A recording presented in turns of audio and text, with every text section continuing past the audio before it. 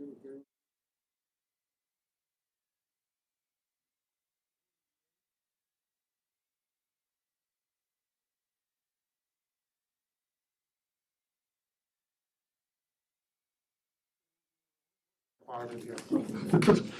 evening, everyone, and welcome to the Tuesday, September 21st school board meeting. I'd like to go ahead and call that meeting to order. If you would, please holler at your cell phones. Sorry, I'm not picking on you. You did make me think about it then. We'll have an invocation tonight, which will be led by Pastor Rick Fletcher. Pastor Fletcher, are you here? Okay. You want to come up? I got a couple more things for you. Turn you loose there. Pledge of Allegiance will be led by Tammy Otterson, our Chief of Human Resources. National Anthem tonight, will be sung by our student vocal group of Ruby Theodore, Rebecca Smith, and Isaiah Stone from Osceola School for the Arts under the direction of Lisa Festa. Our mission statement will be led by John Bull, Director of Government Labor Relations. And our translation services will be performed by Dr. Justina Pinaloza, our Executive Director for Multicultural. So if you would, please rise with me for the invocation. Let's all pray together. Lord, we want to pause this afternoon and we want to call upon you. And Lord, we pray today for all of the children in our school district, Lord. We pray for all the parents. And we pray for all the teachers. And Lord, we pray for everybody that's in leadership. Lord, we call on you because these are challenging times and we all want to do the best thing. And Lord, sometimes we just need your wisdom to know what the best thing is, Lord. And you said in your word that the wisdom that comes from heaven is pure and peace-loving and considerate and submissive and merciful and impartial and sincere. Lord, we pray you'll give us that and you'll give us your perspective. And Lord, we just pray for encouragement and we pray for confidence. We thank you, Lord, for loving us. We thank you for conquering death and giving us the promise of eternal life in you. And so we give this meeting to you tonight and we ask for your presence here. In the name of Jesus we pray. Amen. Amen. Thank you, Pastor. Thank you for your service to the community. Sorry. Good evening. Would you please join me in the Pledge of Allegiance? I pledge allegiance to the flag of the United States of America and to the republic for which it stands, one nation, under God, indivisible, with liberty and justice for all.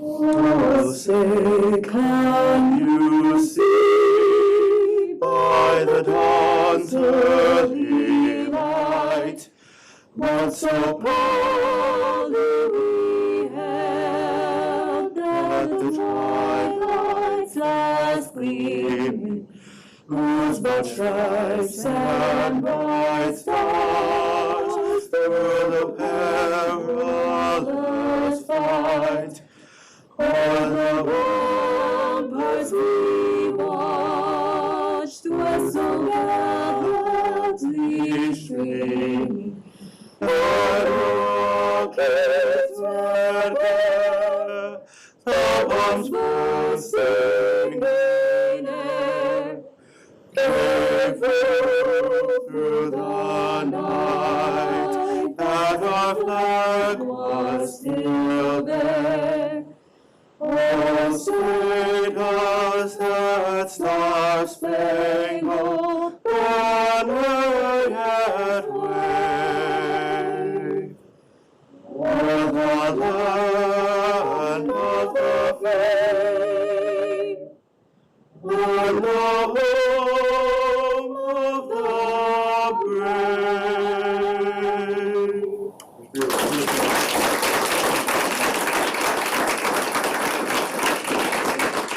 So you may be seated while Mr. Boyd, approaches. Good mission of the school district of Osceola County is inspiring all learners to reach their highest potential as responsible, productive citizens. Good evening, my name is Dr. Lastenia Peñalosa, and I am here to provide translation services. Buenas tardes, buenas noches, mi nombre es la doctora Lastenia Peñalosa y estoy aquí para proveer servicios de traducción. Thank you very much. Board member comments? Liz, I'll start with you. Mr. Eduardo Martinez, past our principal and our teacher. We actually gave her the award last month, but she wasn't here at the last board meeting, so now we actually get to present to her in person. So, yeah, come on up, come here, come to the room. And no, the principal, you guys, the students' excellence is a result of the staff and the teachers that make it happen. And I want to say, you know, when we went to graduation ceremonies, we were very impressed with students that were dual enrolled, attending the high school and going to college at the same time, earning credit towards school. But I'm proud to say that lady is triple enrolled. That is, she's a student at PASS. She goes to Valencia Community College, but she also goes to the OTEC Applied Cybersecurity Program and is already getting certifications in Net Plus, Security Plus, Microsoft Office. I mean, her resume is stacked and she hasn't even graduated high school yet. And so I'm just really excited about the fact that not only are we growing academically, but getting the technical skills to be successful in life. Because and the reality is, not everyone's geared to go to college, but she's geared to do both. She's geared to go to college and also have an excellent resume to prepare her to be an excellent person in the workforce. So with that saying, does the principal or the teacher want anything nice they want to say about her as well? No, just very, very proud of her. And looking at her transcript already, it is stacked. Takes a few pages to go through all that she has achieved already. Super proud, super driven, always helpful with computers. That is what I want to say is that even today, the A+ certification has 2 parts. She passed one this morning. So now, when May comes around, she will be getting out of here with 6 industry certifications. Not 2, not 3, but 6. And she's in the right track. Excellent. So with that, I'd like to present her with a certificate and also an Amazon gift card that you can go ahead and spend however you need. So, come on in.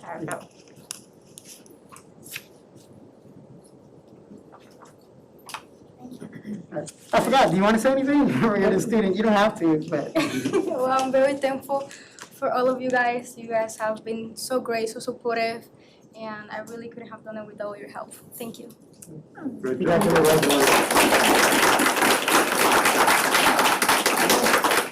Do we still have more? No, that's good. Ms. Castillo? Yeah, speaking of OTEC, so I want to thank Martha, Tanya, Abby, the students and staff at OTEC. Last week, we were able to host our Florida School Board Association's Legislative Committee here in town in order to kind of come up with what our platform's going to be for this coming year. And they could not stop saying enough about how gracious we have been, so thank you so much for that.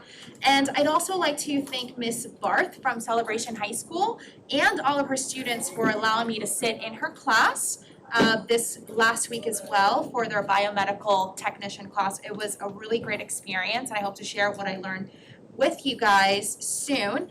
And of course, Janae for helping me to capture all of the information there. That's all I have. Thank you. Mr. Arroyo? Yeah, I'd like to thank the Poinciana High School Band. Every member, they actually went out, they participated for the first time in many years, potentially the first time ever, in the Puerto Rican Day Parade that took place in Orlando. They represented extremely well. I got a ton of calls telling how great they were, and I'm just extremely proud. It was like a last minute thing. They called me, they asked me if they can have a band. At the beginning of the year, I called Principal Schwartz and I said, hey, can you guys put this together? And he did, and he got there. And never heard about it again until he was actually on the street leading his band. So thank you to all you guys. You have a new biggest fan, and I'm very appreciative of you representing us extremely well and representing the P, as they say at Poinciana. Thank you.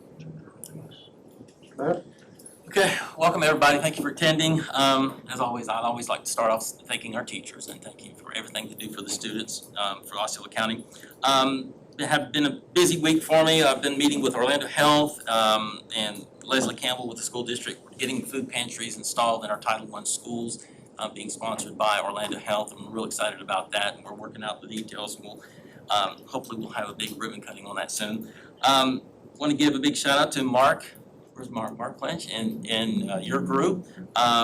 We're going to have to add a wing onto your office for all the awards. Going to shout out for another award that you had won. I attended the St. Cloud year-end Chamber of Commerce gala, and they won the Green Award for the St. Cloud Chamber of Commerce for their green business and sustainability. So I want to congratulate you again. Thank you for that.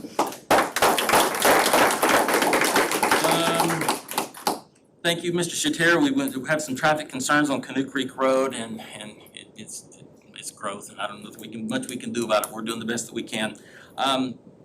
We've dodged the hurricanes, but not the afternoon lightning strike. So it hit one of our scoreboards at St. Cloud High School. So I am now working with the boosters and with the principal and the AD we're going to try to raise some funds, and we're going to get that board replaced or repaired.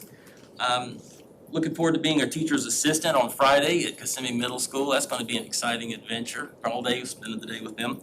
And last, mark your calendars, December 4th. I'm sure many of you know this, but I also, for the last 25 years, have chaired the St. Cloud Christmas Parade, and it gets bigger and bigger each year. I'm going to reach out to anybody who's watching from the school district. Bring your bands, because they're filling up quick. And I'm proud to say that the committee met, and we always try to be very selective on our grand marshals, and we could not think of a better grand marshal this year than Katie Williams, Alvin Olivo, and Dr. Pace is representing the school district, because the school district has suffered probably the most. We've had the hardest road this year, so they're going to be our grand marshals on the Christmas parade. And that's all I have. Dr. Pace had an emergency come up. She cannot be here with us tonight. Brings us to appointments and transfers. So Yes, our Chairman, able team is going to pinch it. Mr. Flowers? Yes, Chairman Thacker, we have one transfer, and staff seeks the approval of the administrative transfer of Erica Walter, who will become assistant principal at Osceola High School. Erica Walters is currently assistant principal at Poinciana High School and will become assistant principal at Osceola High School. So moved. Second. Have a motion by Ms. Castillo, second by Mr. Melendez to approve Ms. Walters' transfer from Poinciana to OHS. Correct. Board, any further discussion? Hearing none, all those in favor of the motion signify by saying aye. Aye. Those like sign, motion carries 5-0. Congratulations, Ms. Walters. You see us on TV. Yeah. That's what, I hope she's on TV. Update, superintendent update, Mr. Phelps, you're going to carry that? Yes, thank you, school board members. Ms. Culver is going to be passing out a copy of the PowerPoint for you as well. And if, when they queue it up here, we can get started. Excellent. School board members, I appreciate the opportunity to provide you with a quick update on some of the current situations with COVID in our community as well as in our schools. So the latest information we have from the county is for the second time in 10 weeks, the number of COVID cases in Osceola County, our school-age children, ages 5 to 17, has showed a decline from 452 cases last week down to 405 cases this week. So we continue to see a decline. Last week, this particular age group accounted for 28.17% of all Osceola cases, which tends to hover in that percentage range over the last several weeks. Overall cases in Osceola County and positivity rates declined for the 5th consecutive week, and the Department of Health is continuing to see a steady demand for vaccinations, averaging about 3,000 vaccinations per week. Overall vaccination rates for Osceola County residents ages 12 and up is at 78% with one or more dose and 64% who have completed the vaccination series. For residents ages 65 and up, the number are 90% with one or more doses and 81% who have completed the series. Continuing to look at the cases of COVID, 97% of the COVID cases reported in Osceola County in week 37 had no vaccination history. Looking at some of the good news data for our schools, you'll see that we've given you a 3-week comparison for the number of students who are quarantined, as well as student positives, staff quarantine, and staff positives. And you'll see that we've seen a steady decline over the past 3 weeks in both quarantines and positives. And this is even better news coming off of the Labor Day weekend. In the past, what we've seen after a holiday weekend is we see a pretty dramatic spike and then begins to level off. We did not experience any increases after the holiday weekend. Again, good news that we're beginning to see a decline. Looking at the number of quarantines, 90% of our district enrolled students were quarantined on day 15. That's for the 55,082 students that we have in our schools. 14,453 students would have been quarantined for at least 1 or more days. Drilling down just a little bit more, looking at all of our schools, and we look at the individual populations by group, so elementary, middle, multi-level, and high school. You'll see the total enrollment listed there for each one of those particular levels. Totaling 56,504, and that includes all of our pre-K students, BPK, pretty much any student that would be on our campuses.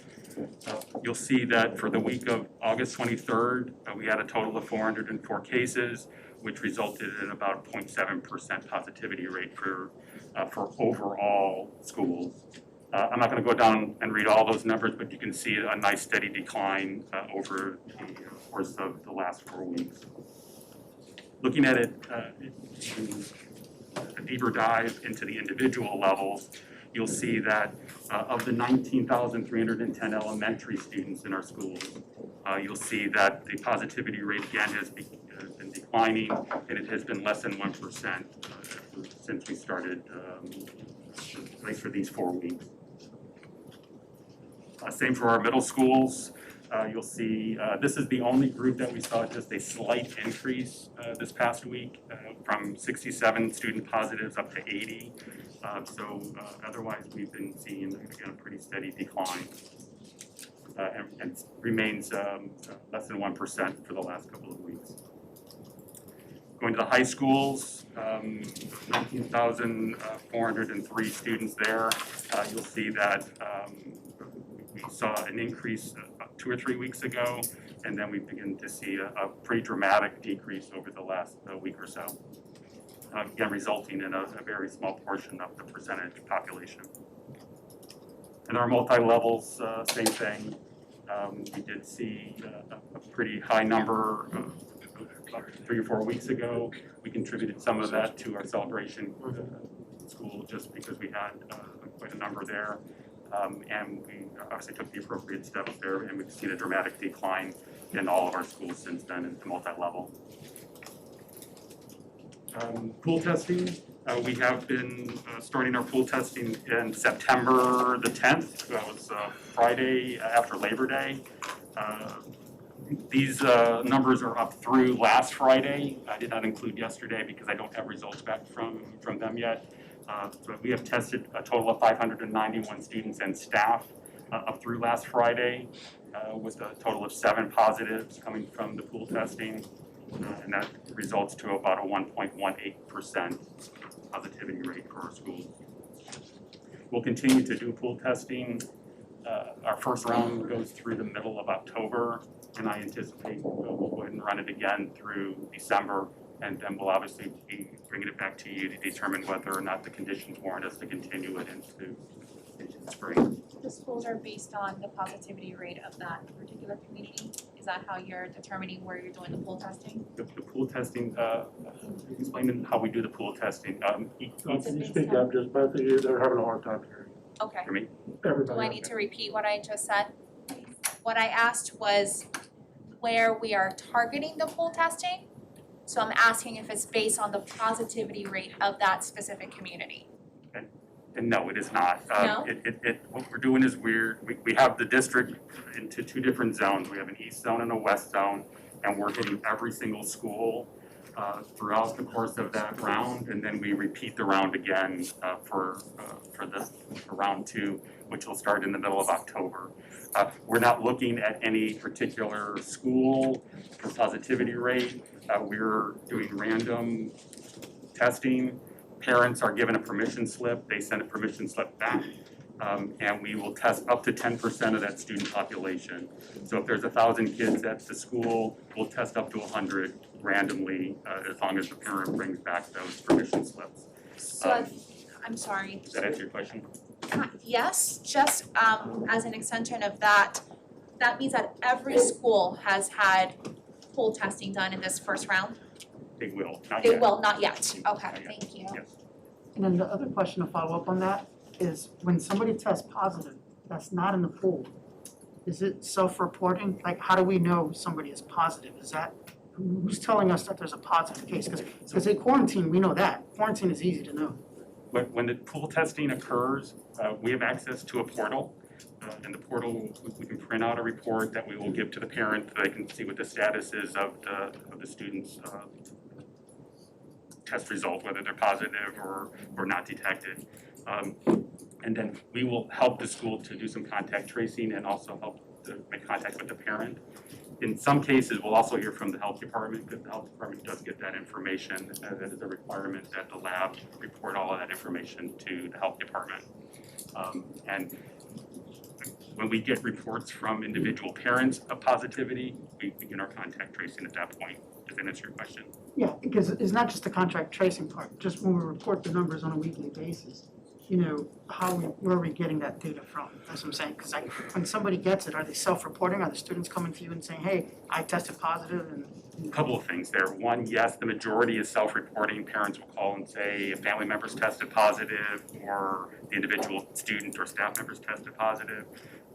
We also get reports from the health department. So if they tested at CVS and that was reported to the health department, they'll send us a list that says these individuals have indicated that they are involved in the schools somehow, and we will continue to do contact tracing for them as well. 90+% of the time, the school has already been notified by the individual who is either positive or the parent. So at our principals meeting last week, Dr. Pace threw out some questions asking principals to provide their input on face mask wearing, and we did the elementary folks in one group and the secondary group at another time. And you can see what the results there are. And what we did ask is just kind of in general, what's the percentage of the kids who are wearing face masks on your campus? And you can see, you know, a good portion of the students are wearing a face mask in the elementary level, and then you can also see that it was at the secondary level as well. Both of those, very similar results. Assistant Superintendent, how was this conducted? What we did, Dr. Pace had just asked the question and said, based on what you see every day on your campus, what is your rough idea of how much? How did they report it though? Like, we she got, just counted? I can't remember the actual device that we used, but it was, they used their computer and punched in the number. Understood, thank you. We got high tech. Then we also asked what percentage of your staff are wearing a mask on a daily basis.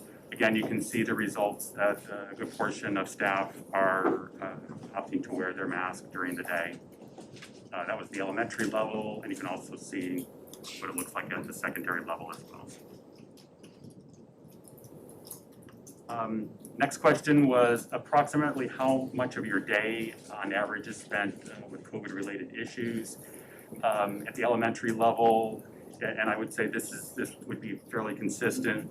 We see a lower number of reports coming from our elementary school.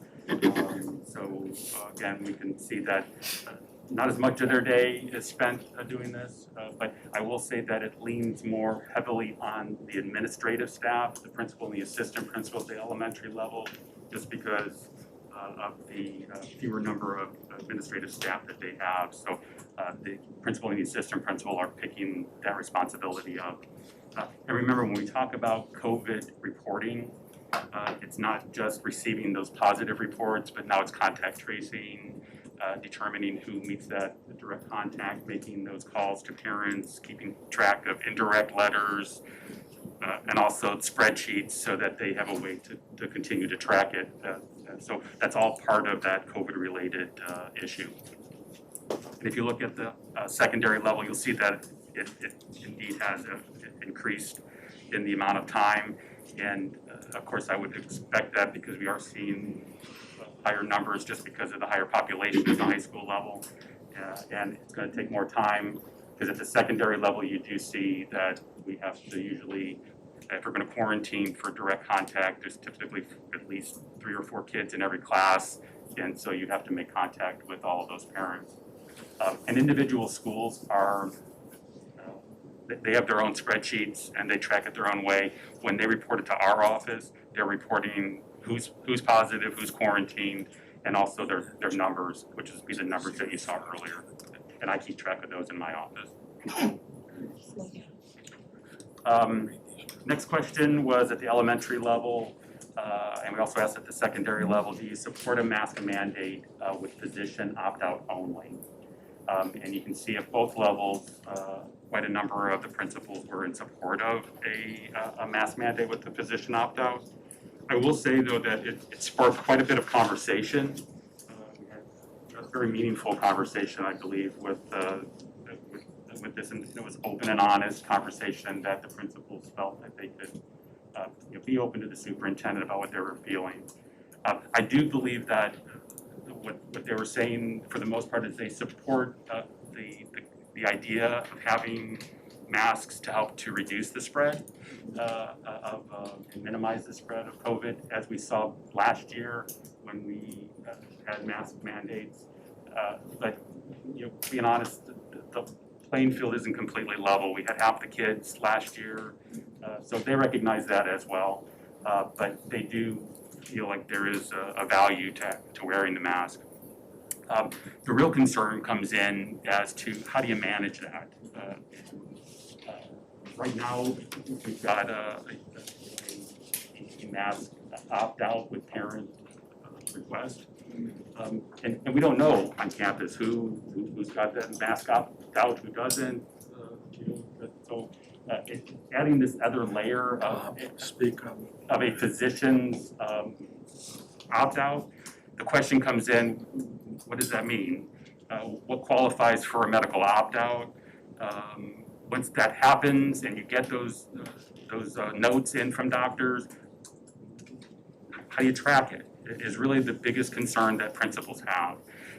So yes, they are in support of masks, but they also just don't understand quite how they would be able to manage it on their campus and know who's supposed to wear them and who isn't, based on medical opt-outs. So Dr. Pace wanted to ask the principals and get their input, and we definitely wanted to make sure that we shared it with the board as well. So a couple other questions. Like a trigger happy. For the elementary level and the high school level and middle school level, we asked, what is your most significant challenge in being an effective instructional leader at this time? And you can see some of the main things that came up from the elementary level, at least. Vacancies, of course, we continue to work on our talent management, pipelines, and recruiting. Anybody out there who wants to drive a bus, teach a class, or be a paraprofessional, see one of us after we're done, we'll get you hooked up right away. Or anybody that you know. Seriously, we are really looking for people to help to fill some of our positions. We have quite a number of instructional vacancies, as well as bus driver vacancies, and we would love to chat with anyone who's interested in working with our kids. Classroom coverage, that goes along with vacancies, managing to find substitutes is a real concern for us, and making sure that we have adequate coverage in all of our classrooms. And you can see quite a bit of the others. I'm not going to go through all of them, but contact tracing, covering ESE classrooms, and just the overall stress level of all of those things combined are things that weigh heavy on our principal's mind. At the secondary level, very similar concerns that are challenges. The hiring, your vacancies, contact tracing, establishing culture or reestablishing culture after being out of school for so long. That's something that our secondary principals have been working hard on to try and regain a sense of community within their school. Learning loss, again, goes along with being out of school physically for so long. Managing expectations and time, those are all things that every principal deals with every day as far as managing and balancing all of the different demands that they have. So it's definitely a busy job. I think that brings me to any comments or questions. Mr. Steele? Yeah, thank you, Mr. Chair. And thank you, Mr. Phelps, as well, for a very thorough update. I may have missed it, but do we have the positivity rate of Osceola County as a whole? I see of the 5 to 17 age group on slide 3, but I don't think I have, or I missed the positivity rate of Osceola County as a whole. I do not have that. Okay, thank you. So I can get that for you if you like. Yes, thank you so much. Additionally, with regards to the contact tracing, I'm just a little confused as to what the process is for that. So I know that you mentioned that our admin staff is mostly charged with the contact tracing. Is there typically a specific person within the school that's the contact tracing lead, I suppose? Yeah. Okay. Great. Yeah, and at the high school level, there may be a dean who handles it. Okay. Each administrative team works it out however it works best for their individual situations. But if there's a dean available, some of the schools are utilizing a dean. Did you get a sense of how much of their day they're spending within that conversation that you all had? I mean, it depends on an individual day. Sometimes they can go with a very short amount of time because they don't have reports coming in. Others, they may spend a good portion of their entire day making sure that they're contact tracing, getting the letters out to the appropriate folks, and getting the notifications out to the parent. And one last question for now is with regards to the vaccination rate. So I'm happy to see that we're at 78% for the first dose. That goes down for the second dose. My question is, should we have a mechanism in place to sort of remind these parents that the second round is due? I don't know if that might be the reason why they just don't show up to get the second dose. We do not have information as to So we who's wouldn't been be able to? vaccinated. But we do, for the 4 events that we posted, the first round was a couple weeks ago. Yeah. We continue to push that out on social media just to remind those folks that there is a second round. And they need to sign up for that. So we do, I guess, in some way, remind them that there is a second dose requirement. And Prescriptions Unlimited also helps us with some of that as well. Yes. And typically Prescriptions Unlimited, even though it's a second dose event, they'll accept first dose folks if they want to do that. And then they won't get that second dose at one of our events. They'll go to Prescriptions Unlimited and get that second dose. My question was actually more towards that percentage of students we did not capture the second time. So after the event is over, and I may be out of bounds because of legal reasons, so please let me know if I'm not on the right track. But just so that we can keep it consistent, I guess, and we don't miss students who obviously their parents allow them to get the first dose, I would hate to have a gap in that in the second dose. Is there a way for us to make contact with people who have missed that opportunity? That's I don't know who's had the first dose. Okay, so there's really no way for us to know. Other than what we do There's no for numbers. through our social media and posting, and we could look into posting that, just a reminder, if you had a first dose, don't forget that Yeah. there is a second dose requirement. Please make sure you contact your wherever you got the first dose to ensure that you get that second one. But I'm not privy to who had the first dose, we don't get lists or anything like that. But I could also check with the health department. If they get their vaccine through the health department, I believe there is a mechanism that they do a reminder call that says, hey, it's time to schedule your second dose. So I can't speak to all private areas and CVS and, you know, those other places where they get their vaccine. But there is a mechanism through Department of Health. Okay, thank you. Yes, thank you so much. Mr. Melendez. Thank you, Mr. Chair. Mine's kind of along the lines of contract tracing, but from what I understand is the schools have assigned seating this year. We're kind of implementing that a little bit more stricter than usual.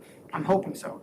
And so that way they know where every student sits, so if somebody gets positive, they can kind of reference it really fast and say, okay, we know who sits next to them. Under the current policy, that with the mask, I've talked to a few folks and they're like, if they have assigned seatings and those that are choosing to wear the mask, can they be sitting together as opposed to the ones that have chosen not to wear the mask? If they can be off to like a corner, because I know elementary schools, that they do them like little squares, and so it's easier, but even at the high school level, if the ones that aren't choosing not to wear it, if they could be off to like a different section of the classroom together. Well, the mask, the two criteria for quarantining and meeting for direct contact is 15 minutes or longer in direct contact with that individual and less than 6 feet. The mask is not a factor. So if I'm sitting next to you 3 feet and we're both wearing masks and one of us ends up positive, if it's been 15 minutes or longer, it doesn't matter. I got to quarantine. The mask does not keep the quarantining from occurring. And that's part of the decision tree. I verified that also with the Department of Health because that was something that we, like, hey, if kids are wearing the mask, do we really need to quarantine? And they said yes, it's about the 15 minutes and the 6 foot. So they still have to quarantine regardless. Yes. But I was just thinking as an extra safety measure, you know, just to help prevent them from actually becoming positive if they can. Yeah, I mean, and just in general, I worry about putting my masked kids on one side and my unmasked kids on the other side. That's just me. You can ask for my opinion. But, I understand, I know the superintendent's not here. yeah, but I struggle with separating them within the classroom. A couple more questions, I'll try to be brief because we can get over with now, we'll have to ask it later. Do we have, like, I know we do fidelity checks for normal things, like we have people go to the school district and make sure that we're teaching to the standards and things like that. Can we start implementing fidelity checks to ensure that, you know, the entire sanitation procedures are being taken? Like, you know, just because we see a sanitizer on the wall doesn't mean it's full, you know, and so I like to just do random checks. Somebody from the district come out there and actually test it. Okay, there is so, because I'm getting different people contacting me saying, oh, this school doesn't have this or that, and I don't want to like point fingers, but I just want to make sure that somebody's ensuring that, because to me, the COVID response is comprehensive. It's not just a mask, it's, you know, making sure it's clean. Maybe somebody observes the turnover from one class to the next. Are they wiping down the chairs? And so it just kind of gives the board that confidence that there's a compliance specialist or like an auditor, so to speak, going out there and making sure that, you know, we are in fact, you know, following through with what we say we're doing. And it's certainly something I can bring up with the superintendent as to what would that look like. I would honestly, I appreciate if there's an individual school where there's somebody, you know, where there's not towels or there's not soap or hand sanitizer. If you could communicate that with the superintendent or with district staff, we'd be glad to look into individual situations as well. Mr. Chair, can I recognize Mr. Shater? I don't know if you can't see his hand. I think Oh, I'm sorry. he's on the back Mr. side. Melendez, Mr. Clark and Mr. Acevedo, who work with the custodial ancillary, they do go out in the evenings and do checks, you know, kind of see what the custodians are doing, and obviously check to see if there's any equipment. I have plenty of hand sanitizer and soap. They just tell me I'll send it to them the next day. So if you hear from anybody. Absolutely. We don't really have that, you know, they are out doing checks of the work, and it's kind of hard to know, did the custodian do that when he went in that room by himself? Gotta have faith in him. Absolutely. And I guess that's the bulk of it. So right now, we're seeing a percentage decline, correct? So however way you look at it. I also called the hospital system because we wanted to see hospitalizations. And I spoke with Advent Health, and they said they had 0 hospitalizations the last 3 weeks for pediatrics. And I wasn't able to get a hold of the other hospital system because I wanted to know because, I've had family members who tested positive, and that doesn't necessarily mean it's the worst case scenario. Sometimes you just get just regular flu-like symptoms and you get okay. So I felt that the percentage of people who actually go to the hospital then becomes a serious concern for the district. And so just to give you guys the latest, the last 3 weeks, at least, was it Florida? No, it's not Florida Hospital anymore, it's Advent Health? Advent Health, yeah. They reported back and said they've had 0 cases, new cases the last 3 weeks, but I haven't checked with the other RMC. But I can't imagine it being statistically more significant, so at least I feel good about that. Orlando Health has been going down substantially too. My wife works there, so she kind of reports to me as far as the numbers, and they've been going down substantially. If you want to correct, your wife does not report to you. I report to you. We all knew that already. Correct, We all knew that. yeah. So I stand guess, corrected. without going too further, because I don't know when was, my original motion was expiring, we said 30 days. So I didn't know if, because I kind of like the trend where it is going, so I don't mind sustaining that for maybe another 30 days, because I said that we want to revisit this 30 days, look at the actual data. I don't see the need to make it more stringent than what it is now, other than just making sure that we're on top of things. So, Would we be able to have that conversation when it originally expired, which will be next week? I guess we could, but the only problem is I don't know if we have another board meeting. We do. Next board meeting's on the 5th, which is, it expires around the 5th. Okay, I just wanted to make sure, I didn't know Yeah. the exact expiration time, okay. So I guess, Because then we'll have more data, I think, is, for me anyway, that would make me. Wait a minute, we're doing a presentation here, let's not get off onto something else yet. Okay. I'm fine. Mr. Arguello and then Ms. Castillo. Yeah, this is not the portion where we're supposed to be discussing it to this degree, right? We're having COVID response at the end. Well, we're gonna talk about that in a minute too, Okay. but this, you're right, we're discussing the update. Right, okay, so it was very interesting, it seemed extremely encouraging. In other news, right, in terms of COVID deaths, because that's something I was looking into, out of a population of 73.1 million children ages 0 to 18, there have been 516 deaths nationwide over the last 18 months. So 18 months, 516 deaths out of a population of 73.1 million. That's a lot of zeros after a decimal point. Over the last 6 months, from a week ago, there have been 477, or almost just as many, cases of deaths out of flu. So 477 flu deaths, 516 COVID deaths. The difference is that it took 18 months for COVID to have that tragic effect on children ages 0 to 18. It only took 6 months for flu to have the same tragic effect on 477. So I think it's important, that's an important thing to keep in mind, which is it's a 0.007, by the way, death rate. We're talking about this. Well, I think that if we had one death in Osceola, it probably would have been in this packet, right? If I had known about deaths, I mean, I'm sure we would have tried to report it for you. But I'm not, I don't have the hospital data, I Right. don't have the morbidity rates. And we just heard that over the past 3 weeks, there have not been any, at least in the hospital that Julius had called. So here's the thing, at the same time, these numbers are extremely similar to the numbers that are being put out by the CDC right now in Georgia, which has been monitoring 90,000 students. There have been, with no mask mandate, there has been very, very little statistically insignificant numbers of students, or of a difference between our numbers that we're reporting here and those in Georgia. Meaning that if someone got COVID while they were wearing a mask, no one would be able to tell the statistic difference. So I'm glad that Mr. Melendez doesn't want to increase the stringency of our mask policy at this point, because it just seems perfectly unnecessary. Also, the national trends of COVID are also having the same result of going down.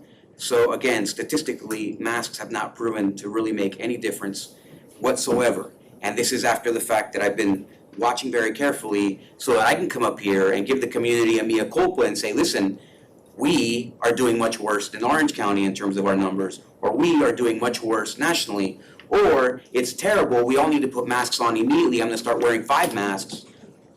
But the information just does not provide me with the opportunity to do that. So I appreciate this presentation, it is a very good one. I also appreciate that the principals are in support of a mask mandate to some degree. The other problem here is our numbers is, all of these numbers are decimal points, right? When we're looking at 7 positives since 9/10 out of 591 tests. It's just seems to be extremely, this is all great news for me, as far as I'm concerned, looking at all the information that you're presenting. It's time to take the masks off, not put them on tighter.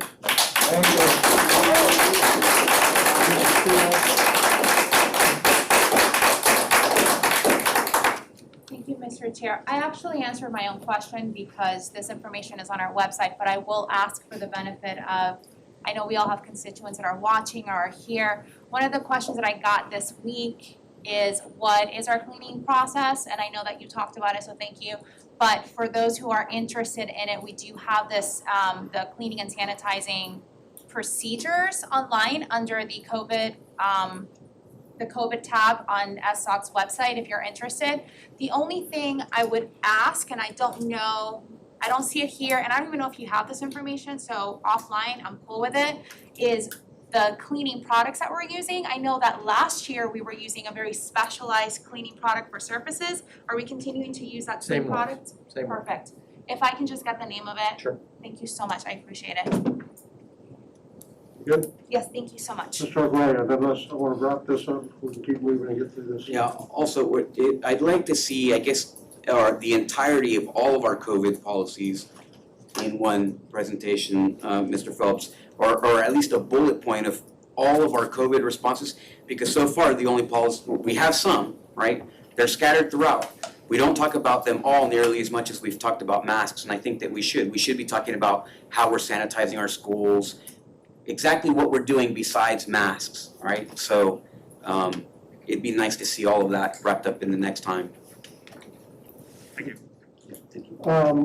Board, I want to ask, and we will take it up, I guess, at the agenda modification, as long as we've had this discussion on the COVID update.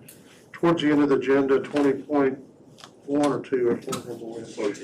And 2 was a further conversation. Our superintendent is not here this week. It sounded like from the board the appetite to kind of stay where we're at through the next meeting. I wondered if we kind of had a consensus to pull that for 2 weeks. Like I say, we could vote on it when we get down to the agenda modification, but I wanted to kind of get a consensus from the board. They thought that's okay, if not okay. Mainly because if we can let these people, if we are going to do that, I want to let these people know. Those who want to stay can stay and speak if they don't. What do y'all think? I would like to discuss. I don't mind passing the vote, pulling the vote. Yeah, I don't mind waiting because the superintendent's not here, and to save everyone the time, I'd rather wait the next, board meeting, and that way we have more. Chairman, Mr. Steele? I agree, we Mr. should Bass? pull it. I'm good, yes, sir. So we're ready, staff, you're expecting from Mr. Ruiz to present an overall presentation of everything that's being done as part of that. We probably had some of those. I know she did a thing about sanitization last time, but we haven't done it all at one time. So, okay, we understand that. We'll kind of hit it when we get to the agenda modification piece.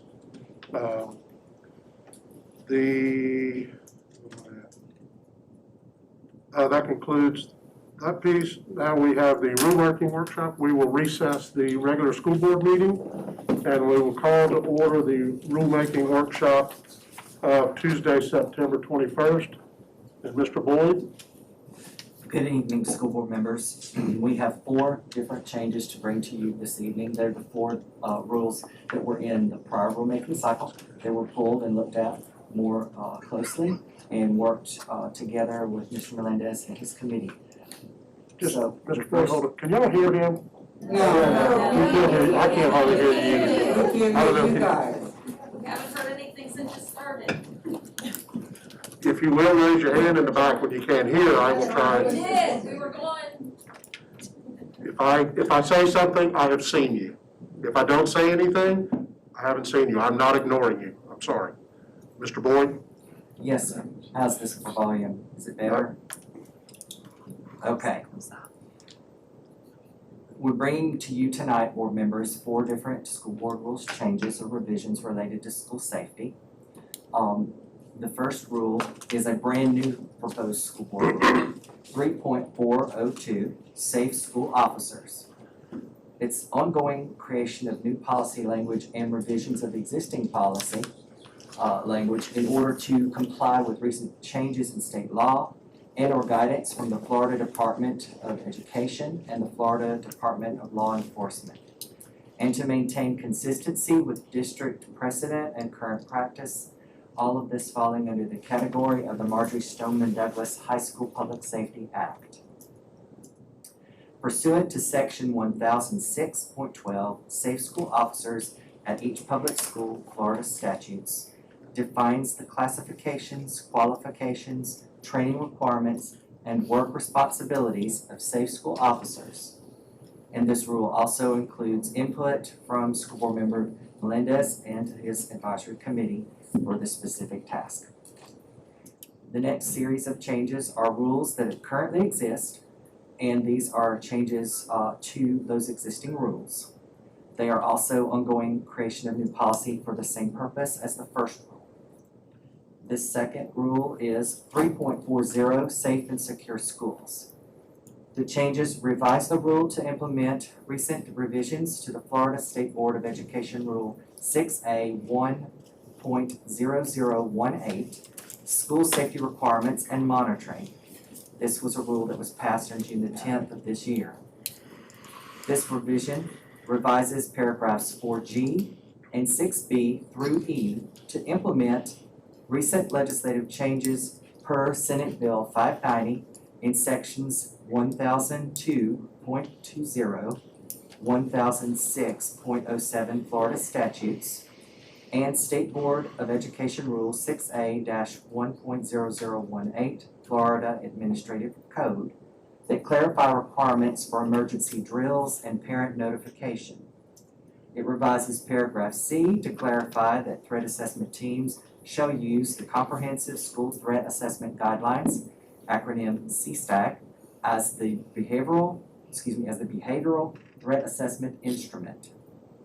It adds paragraph 5D to clarify specific meeting, documentation, and reporting requirements for threat assessment teams, and adds paragraph 9 to clarify per state law specific duties of the school district safety specialist and requirements for monitoring, reporting, and curing suspected safety deficiencies.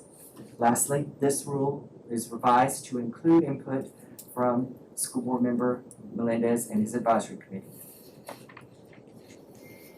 Rule 4.40, extracurricular program, revises the rule to implement recent revisions to the same school state board rule that I read before. It adds paragraph 6 to clarify that a safe school officer shall be assigned for certain times outside of the regular school day, including before and after school, summer school, during extracurricular activities, and for school-sponsored events, and that the school principal shall consult with the district school safety specialist and request the assignment per established school district procedures. Also includes input from school board member Melendez and his committee. And then the last change is for Rule 6.97, weapons. It revises paragraph 9 to comply with section 1006.12, safe school officers at each public school, Florida statutes. And this would include input from Board Member Melendez and his advisory committee also. These 3 additional rules work in concert with the new rule that is proposed. This concludes the summary of the changes we're bringing to you tonight. We're not asking for any action tonight. This is a board workshop.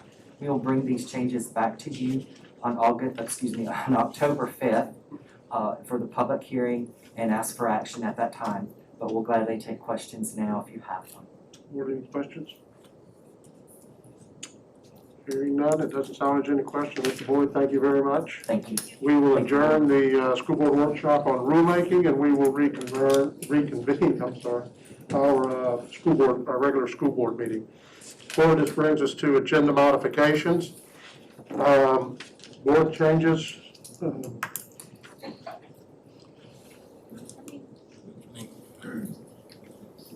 I have the one that I think we kind of thought, which is 20.02, would be removing that item to the October, is it 5 meeting? I got a couple. We do? Yeah, Go ahead. 901, Pardon me? 9.01, To remove from consent? yes. Okay. And then 21.02, which is not in consent. I'm sorry, 15.01, which is not in consent. I'm sorry, say that. Oh, 15.01. you could just remove it when we get there. Yes, Mr. Chairman, on 1501, Mr. Goria, before there's any discussion or action, if you could let me speak first. When we get there, is that okay? Yes. Okay, did you have something else, Mr. Krippenbach? Yes, on 1606, it should just reflect that the closing agent on that agreement is going to be myself. That's the change in the document. Everything else is in order. Mr. Chairman. I'm gonna pull that one anyway, so we can address that too when we get there. And then I think you can combine 1301 if there are any questions up at 1606. Okay, I got you. All right.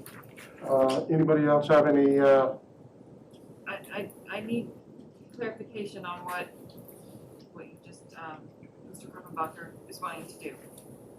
13.01 combines with 1606. 1301 is an informational only item. Okay, It goes with so 16. that doesn't have to be pulled, okay. No. And then 1606, he had a change, but we will address that fully when we get to that That doesn't item, need to be addressed. as opposed to now, is what it sounded like to me. Yes. If I understood it correctly. So the pulling the 2002, pulling 9.01, 2002 is removing from the agenda. 9.01 is removing from consent to discussion to a regular item agenda. okay, And 15.01 he'll pull when we get there. It's a regular item. okay. We just And won't then- go to 1507, which is the block.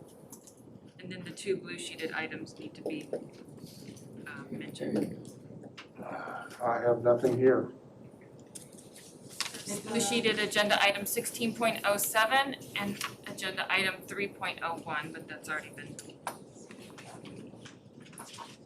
For the 5-year work plan, oh, that was part of the workshop. Oh, it's the same thing that was in our You're workshop. voting on something on the agenda. Okay, I apologize. It was highlighted on mine. I didn't catch it. Okay, And then I'd like to add, Chairman. sure. So, discussion on the one-to-one. You want to put this under new business, I'm guessing, one-to-one discussion? The extension and bonus.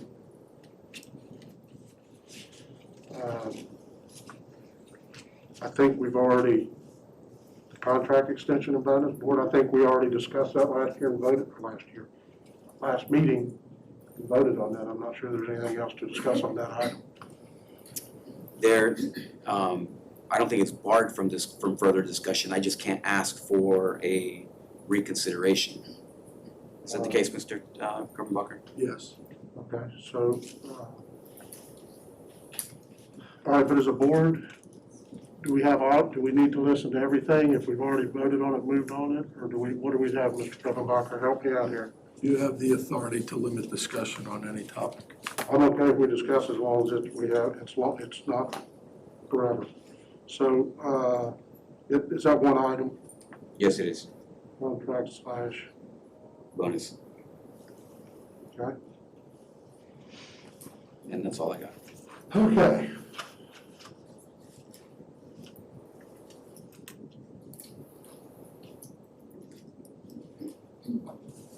You wanna do Has the everybody got that, or you want me to repeat? Yeah, you wanna do the Okay. We have a request to move item 9.01 from consent to regular. Pull 20.02 from this agenda, it'll be discussed at the next meeting. Mr. Arguello has 2 new business items. Discussion on contract bonus, and John, I quit writing halfway through the first one you said, help me. The one-to-one plan. I do have one-to-one, I thought it was my next one. Okay. Only the one-to-one discussion. There's a couple of items, but we get those in the regular agenda as they come up. Did I miss anything? If not, anybody like to make a motion on that? So moved. Second. A motion by Mr. Bass, second by Mr. Melendez to approve the agenda with the modifications as stated. Any further discussion? Hearing none, all those in favor signify by saying aye. Aye. Opposed, like sign. Motion carries 5-0. That brings us to 9.01. Mr. Arguello, you pulled that. Yeah, so item 9.01 is a contract between the new Teacher Center Corporation and the school district. I have had a varying degree of concern from various parents come to me regarding this company and this contract that basically state that a portion or parts of this curriculum is politically motivated, and what I would like to do is review the concerns of the parents that have reached out prior to accepting this. And I was provided with some background information that basically it seemed like a valid concern to me. And I think that it's fair that we at least look into the concerns so that we can address them. I'm sorry, John, I'm just kidding. No, you're good. Yeah, because I didn't think this was like a curriculum. I thought this was like teaching the teachers and addressing teacher shortages and stuff like that. Right, curriculum to the teachers, for the teachers, right. Right, it would. Can't hear us? Julius, can you speak, can you repeat what you said? Yeah, I know this, I thought this was like coaching, like teaching it, like to address, at least with the agenda modification, say that it's to address the teacher shortages and try to recruit strategies. I didn't know it was curriculum, like teaching content. Well, they're not teaching random things, right? They have a curriculum that they come to the teachers with, that they have. It's a plan. If you read through the contract, kind of states what it goes through. But then, even though anyways, the concerns that the parents have sent to me are that this is political in nature, that has a political tinge, and that we should review it. That's what Mr. Flowers, I think, can shed some. So the contract with the new teacher center is based on supporting teacher mentors and providing training and support to them so they can go and support our new teachers and first and second year teachers who really need support in the classroom to help them be more confident, help them be able to stay and continue to grow as educators. There is a electronic component to it, but it's just part of their program. I'm not aware of anything that is that's motivated by either race or gender or. Mr. Flowers, can you guarantee me that there's not any issues in this program at all? Yeah. I can't guarantee anything there, but I can try to Chairman, say I that recommend I we have not. continue this to the next meeting so Yeah. we can look into the issues. Yes, that's exactly what I'm asking for. Get what the issues are. I'd like to motion to table this issue until the district has a chance to review the content and the purpose. I do understand that there. Table it, gives it to the next meeting. Do you want to But Mr. Flowers, until do you you think- have those answers you're looking, I mean, so it doesn't have to be next meeting? I mean, I don't wanna hold it up if they need it, but Mr. Flowers, in 2 weeks, you can look and I can forward you the concerns of the parents and then you can give me your thoughts, that's all right? Now, Mr. Boyd, I'll tell you right now, I'm willing to TP it even without that input, because he showed me the website and it did show some concerning things that I didn't know about. So just based on that alone, I hate to vote on something that I don't know everything about it, because the way it was presented was just coaching and teaching. I'm sorry, you made a motion to table it, did we ever get a second? I'll Yes, second. Oh, I'm sorry. No, go ahead. Have a motion by Mr. Arguello with a second by Mr. Bass to, was it to remove the item? Table it is a 2-week period, technically. Right, I think that in 2 weeks, that if the staff To can, table, okay? can address the concerns, that would be fine, and Okay, then, Mr. Bass to table? No, absolutely. Okay. Ms. Castillo, you have a question? I do have a question/request. I would like to have the concerns of the parents forwarded to all board members before the next meeting as well, please. That should be the problem. Mr. Flowers, if you can forward it back, I don't know the best way to do that. I'll send it to Mr. Flowers, then if Flowers can send it to all the board members. Probably get it to us, then it's no. Mr. Flowers, please copy the clerk of the board. Thank you. Okay. I see no further discussion. All those in favor of the motion by Mr. Arguello, second by Mr. Bass, to table item 9.01, signify by saying aye. Aye. Opposed, like sign. Motion carries 5-0. That brings us board to item, regular agenda business and finance, and I know Mr. Arguello, you wanted to discuss 15.01. Is your question? I think that Oh, wait a minute, Mr. Attorney is gonna pull Kreppenbacher. this. Okay, Mr. Kreppenbacher. Mr. We'll address 15.01 on its own. We forgot number 13 and 14. Did I skip those? I apologize, I'm sorry. 13's combined. 13's combined, we're on item 14, I apologize for skipping. Item 14.01 is the Human Services, Deputy Superintendent, Human Resources Board.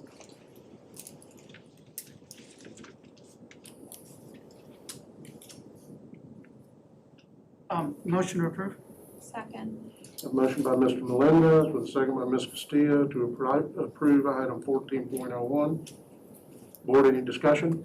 Yes, I did speak with Dr. Pace because part of this program gives the students devices or laptops to use that, so they're not gonna have 2 devices. The people who receive a device through the one-to-one program, we're not gonna give them a second one. So that was the confusing part because it did say that they're gonna get issued. So I don't want students to be having to check out 2 of them and get confused, but it is just one device. So you're good with this? Yes. Board, any further comments? Hearing none, all those in favor of the motion by Mr. Melendez, second by Ms. Castillo to approve item 14.01, signify by saying aye. Aye. Opposed, like sign. Motion carries 5-0. Now I'm going back on track. 15.01, Mr. Kreppenbacher. Yes, members of the board requested that I investigate on this issue. It is the recommendation of the superintendent and myself jointly that you formally vote and reject all bids and have it put back out for bid. So moved. Frank, what did I get you of this situation, please? Frank, can you repeat that louder because nobody can hear? There was an issue. First, let me set this record very clear. We have a very definitive setup process for protesting a bid, right? That process was violated by one of the bidders and not followed by one of the bidders who brought it here.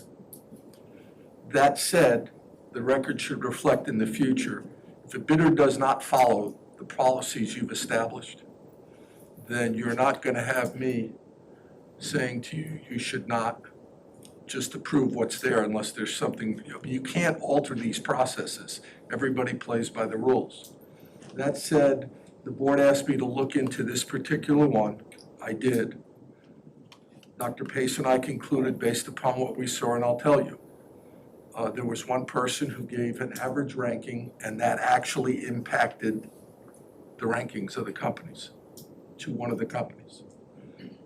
When I asked what was the basis for that, I got told things, but then my pet peeve took hold, and I went and I looked, And nothing that I was told was documented in the evaluations that are put into the database by the departments involved. And I'm sorry, but I think that if you have a problem with a company that's doing business with us, then they ought to know about it before they're walking into a bid. And so this is almost a teaching tool by the superintendent about, hey, we're going to be very transparent, and if there's an issue, you document it.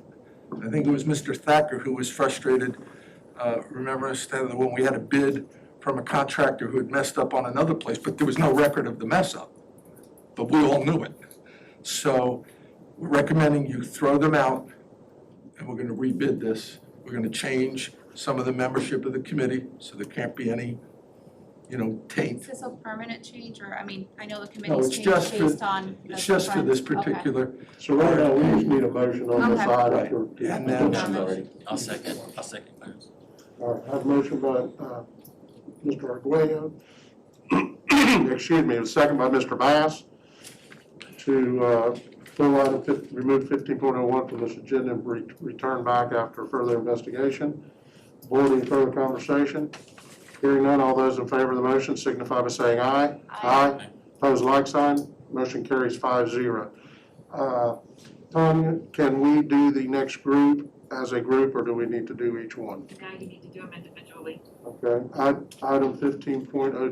Your motion to approve 15.02. Second. A motion by Ms. Castillo, a second by Mr. Arguello to approve item 15.02.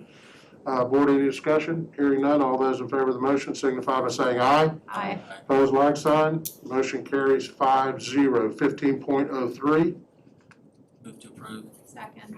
Have a motion by Mr. Bass with a second by Ms. Castillo to approve item 15.03. Board discussion. Hearing none, all those in favor of the motion signify by saying aye. Aye. Opposed, like sign. Motion carries 5-0. Item 15.04.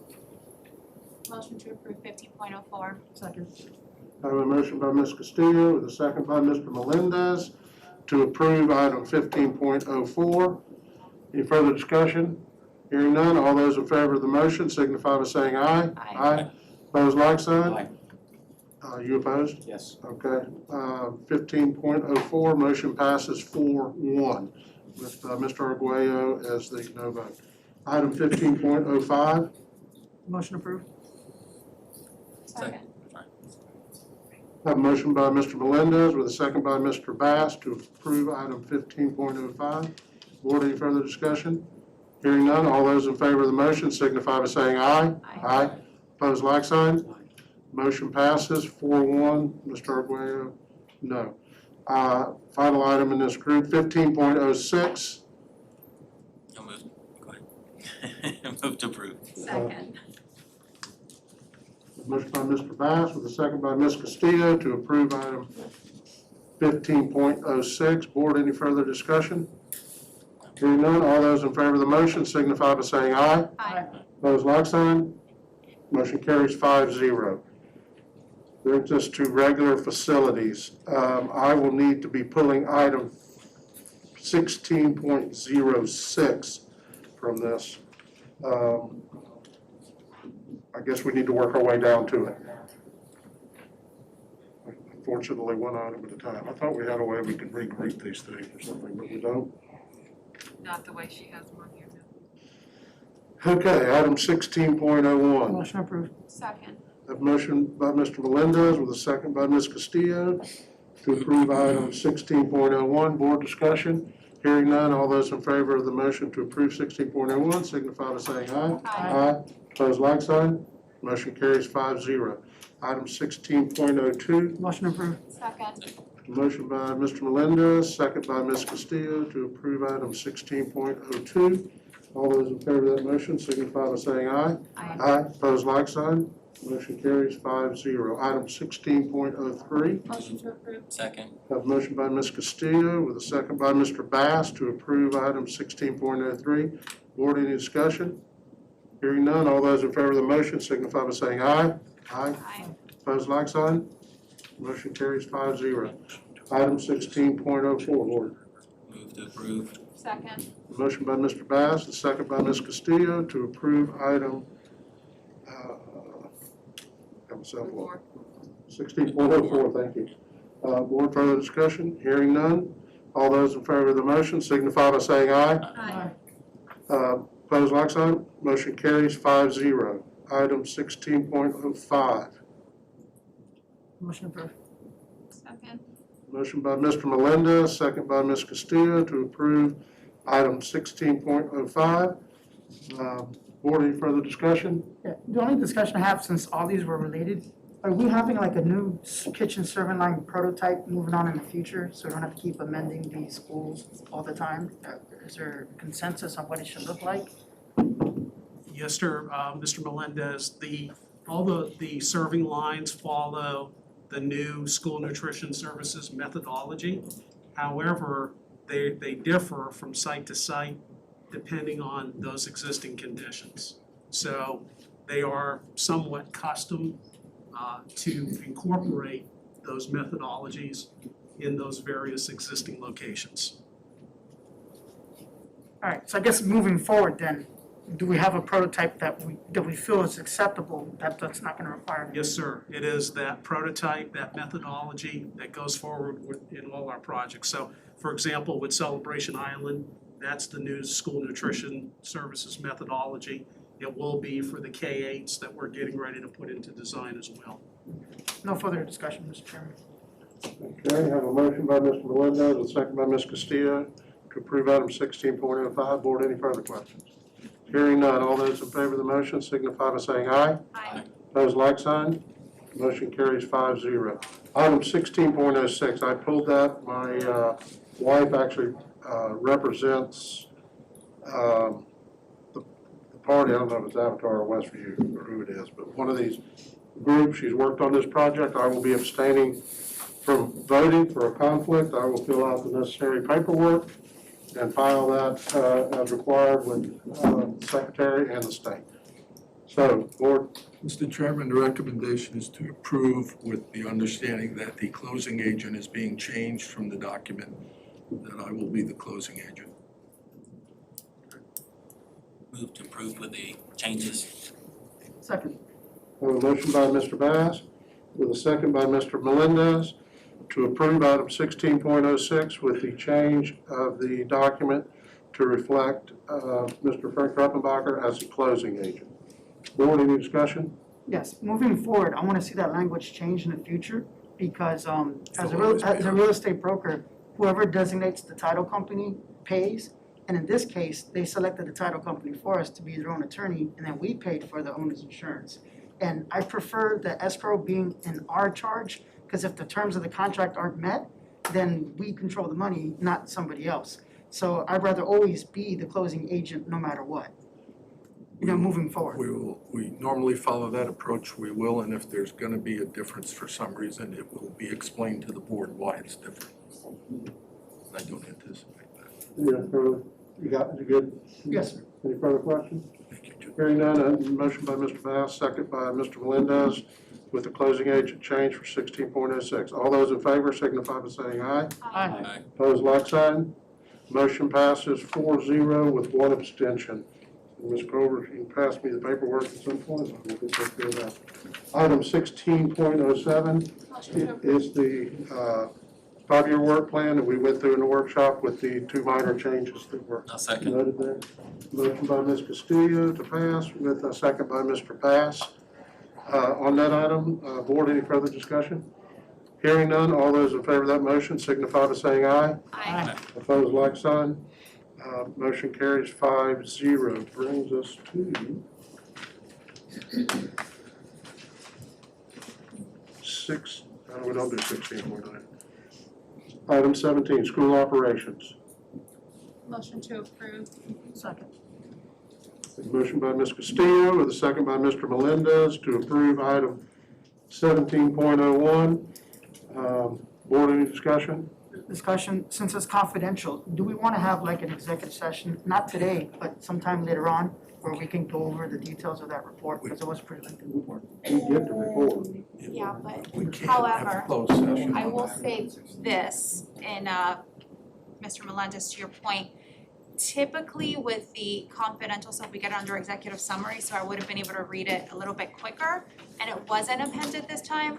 So I read a good amount, but I still have some to go, so either we should have, I mean, why wasn't it? Was there a reason that I should know about before?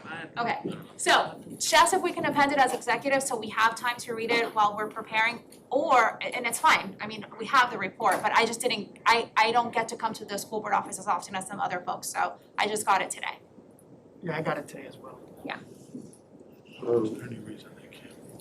But I guess I'm okay with, No, sure. with passing, and if we have questions, then we'll just have questions. Any further questions? Does it have to be voted on today? Mr. Chairman, Lester is. Oh, I'm sorry, Yes.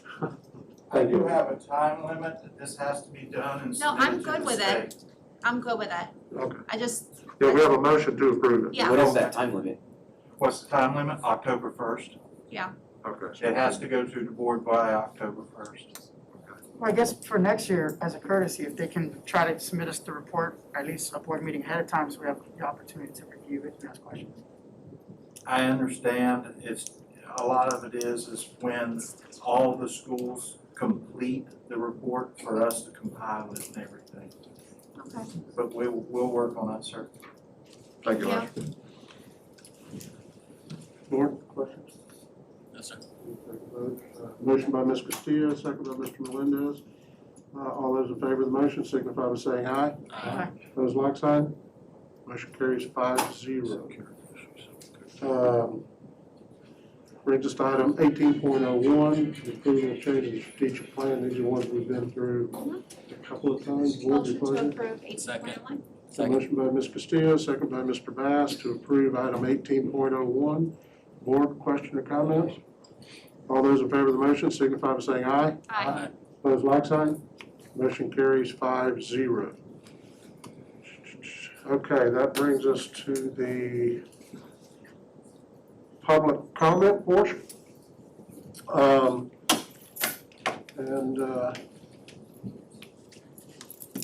Deborah Mann, we will go with you first, and I apologize, I just got this. I don't know where it was, because you wanted to speak on item 9.01, which we passed, but you're so Yes. welcome to speak on this. Okay, I apologize. no problem. I turned it late anyway, so. Okay, I saw it when we were like on 16, so. We're gonna go 3 minutes, we don't have it. Okay, Debbie Mann, 11 Andy Sungrove Lane. I've spoke before. I'm a teacher in Osceola County.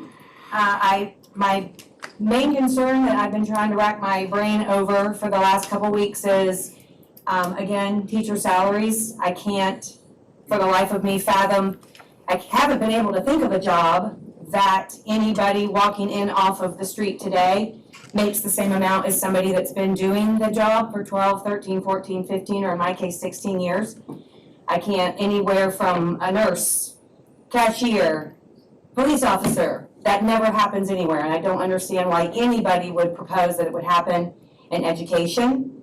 I'm thinking that the reason is because maybe bringing in some of these things, such as the new teacher center, the different things that are happening at the other schools that really are riding the line of the critical race theory.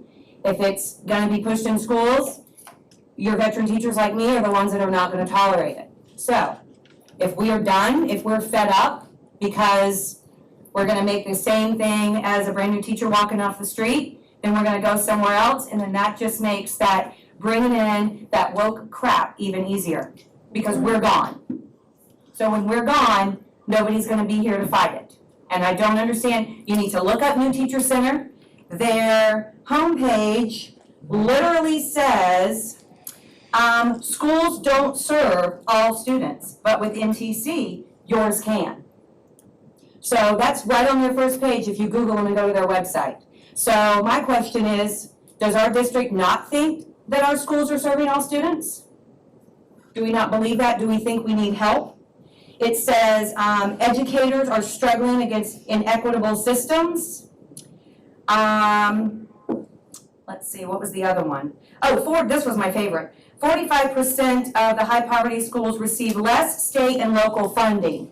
Now, I come from one of the very few non-Title I schools in the district. So every time I've ever been to a workshop, new curriculum, here you go, we've got this, all of us teachers are drooling, you know? We get our kits and they go, no, you're not Title I school, you don't get this. It goes here. So you can't tell me that less funding happens for the lower poverty schools. And our state funding, that comes from the state, that's determined by our millage rate, which for some reason is a backwards situation where the lower your millage rate is in your county, the less money you get from the school district, which is completely backwards. And why our county commissioners keep lowering our millage rate, I don't know, and waiving impact fees from all their friends and all their donors and all the construction in this county, I do not know. The one question I have, I'm still waiting on an answer to, is did we ever end up saving the $3 million a year that we were supposed to save from the new busing and the new start time that was supposed to go towards teacher salaries? And if we did, let's use it.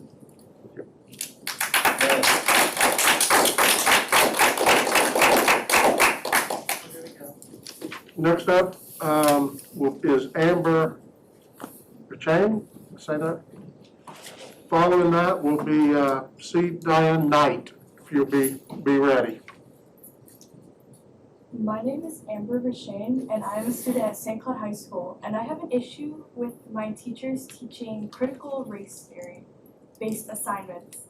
All of our recent assignments have been based on how races and white people are privileged. We have done 3 articles now on race and stereotypes for Asians, Native Americans, and African Americans.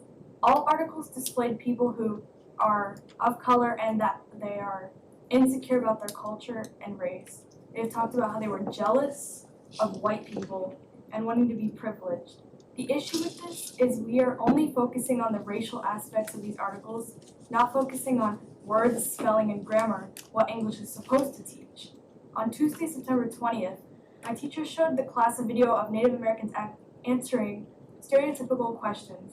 One of the questions was, do Native Americans not pay taxes? And the girl's response in the video was, I thought Donald Trump didn't have to pay taxes. This is so inappropriate in a school setting where we are supposed to be learning inclusive and class-based materials. Then the teacher had the class reply to statements on a PowerPoint with agree or disagree. The statements were things such as, all white people are successful, all Americans are obsessed with guns, all Latinos are loud and obnoxious, and more.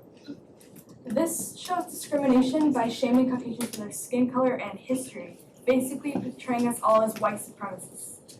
All these things my teacher is teaching are showing obvious bias to her opinions, which isn't professional and unfair to all the parents who want their children to learn actual literature, not racial discussions meant for civics classes.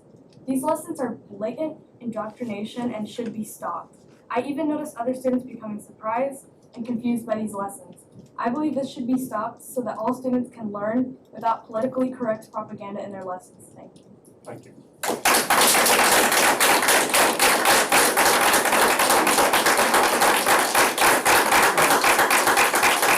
Right.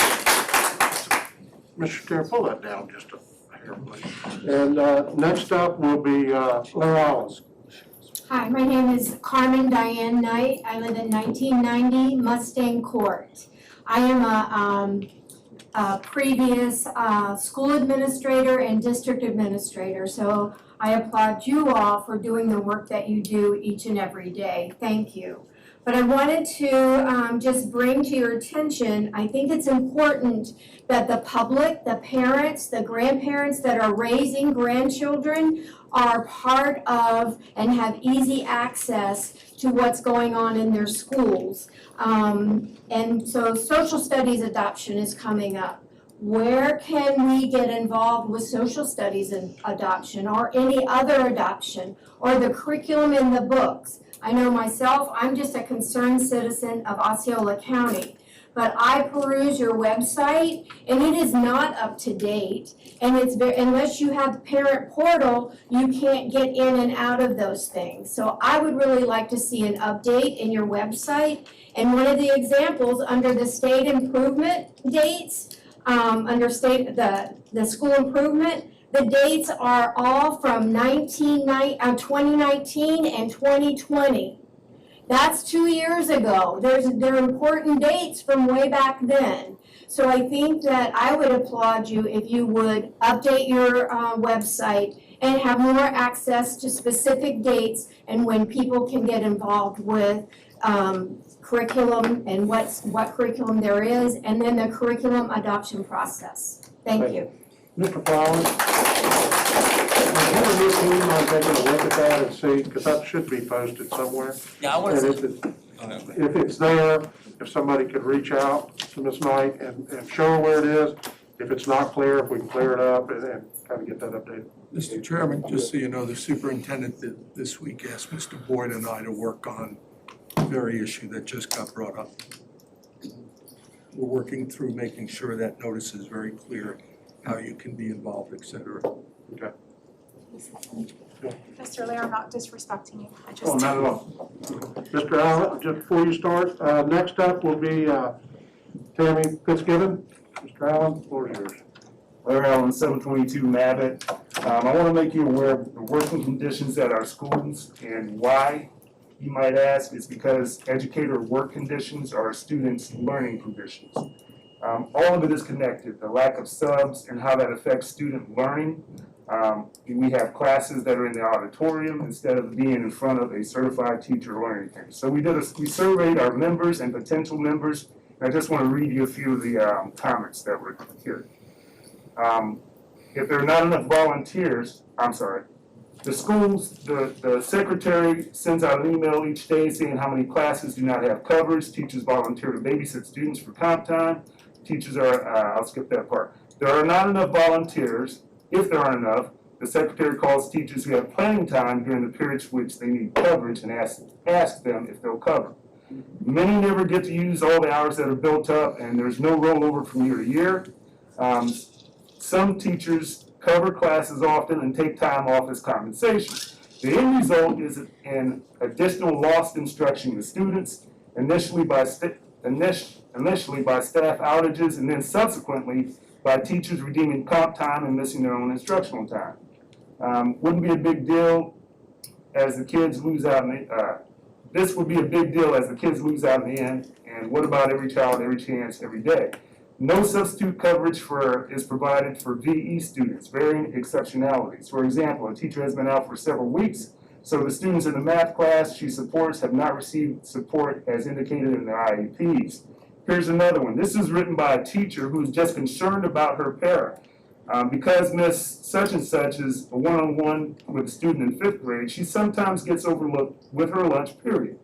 Miss such and such does not call down to the office and ask for it herself. She is diabetic and needs to eat throughout the day. I've seen her with her lunchbox around 2 and reminding you school starts at 7:45. So what happens if she has an episode? That puts the child at risk also, not just herself. Page 3. Here's another. And the questions that were asked is, do you get planning? Do you get lunch?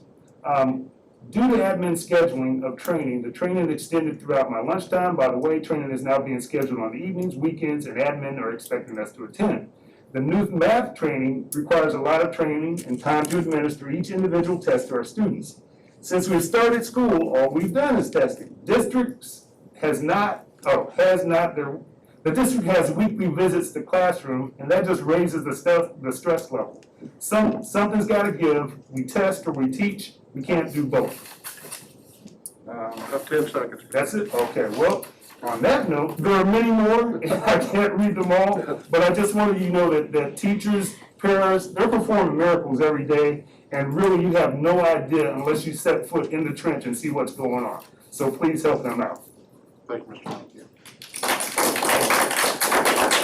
Allen. Ms. Fitzgibbon will be followed by Bambi Ceballos. My name's Tammy Fitzgibbon from Kissimmee, Florida.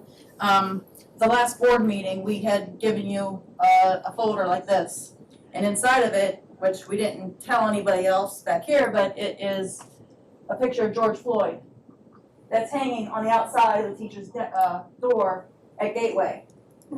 And inside his classroom was a big poster of BLM, Black Lives Matter. And this is no place for this hanging for our kids to learn about or to see. This guy was nothing to look up to. He was a thug, he was a druggie, and you know what? There's plenty of black men or women that this teacher could have put on his door or praised instead of this garbage. Now, you guys could have called the Gateway. You guys could have went there to see for yourself. We gave you the name of the teacher, the room, everything. Nothing was done because this guy's picture is still hanging on the door.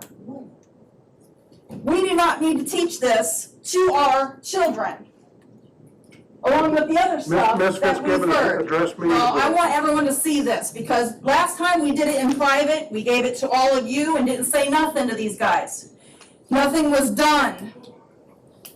Now I'm showing everybody what's hanging on the outside of our kids' door. As soon as they go in, this is the first thing they see. I know when I went there and I seen it hanging, I wasn't impressed. There's plenty of other people they could be looking up to instead of this crap.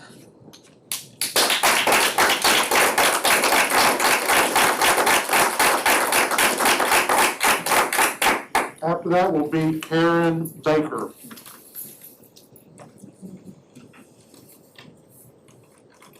Give us your name for the record, please. Sure, it's Bambi Sabalis Means. Oh, I live in Got it wrong St. Paul. twice, sorry. Sorry? I got it wrong twice, I'm sorry. That's okay, no worries. I've never been to a school board meeting, but after seeing countless videos surface of what has been taking place in public schools, I am ashamed of my ignorance. From the communist propaganda, the emphasis on pronouns, and curriculums riddled with hate, also known as CRT and DEI. I will no longer sit in silence. I look forward to addressing those concerns at a later date, as I will frequent future meetings. I came here because I thought that this was the mask mandate, but just to address the CRT.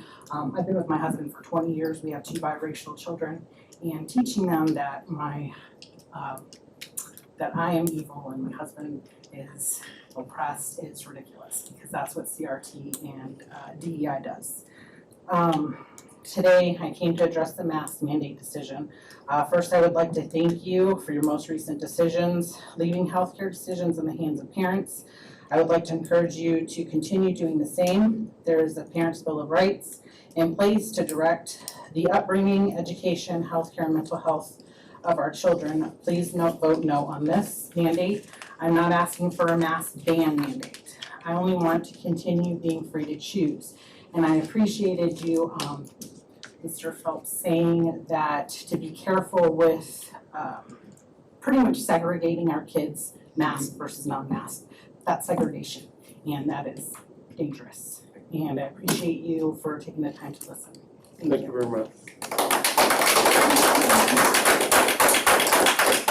Baker, and behind that would be Joanne Colonna.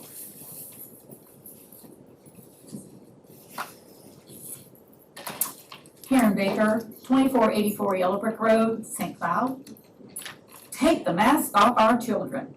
People have been wearing masks for 18 months and they have not stopped the spread of the virus.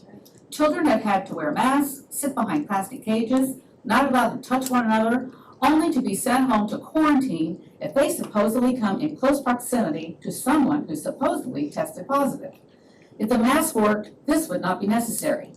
Masks are full of bacteria, can cause severe damage to children, such as severe acne, dental issues, depression, learning developments, and distractions, and increased levels of carbon dioxide in the blood.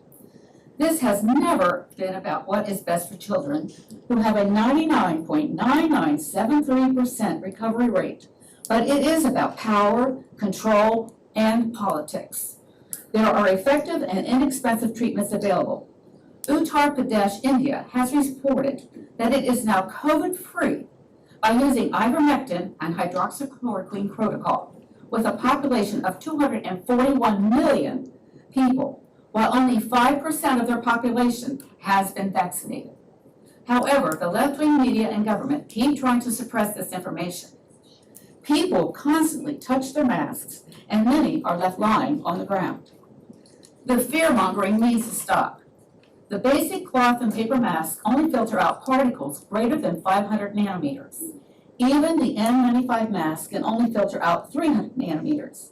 The size of a COVID particle is 125 nanometers. Basically, the masks allow 3 or more virus particles to hold hands and walk on through. Masks are nothing more than a false sense of security. Have you watched the college football games with 100,000 people in the stadiums and you see nothing but happy, cheering people with virtually no masks?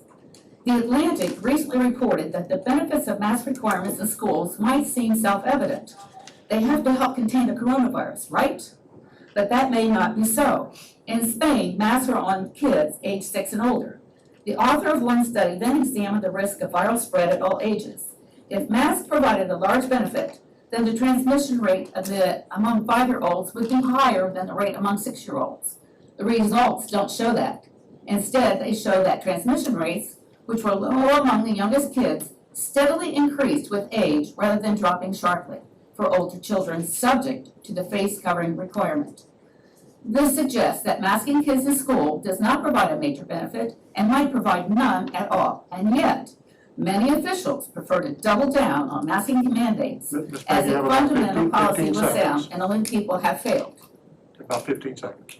Members on this school board should be on their knees asking God forgiveness for that harm we're doing to our children. You are not God. Masks should be a choice, not one size fits all. Let parents decide. You are paid to educate children in the 3 R's, not indoctrinate. They are not your children. Ms. Baker. And in the God will win.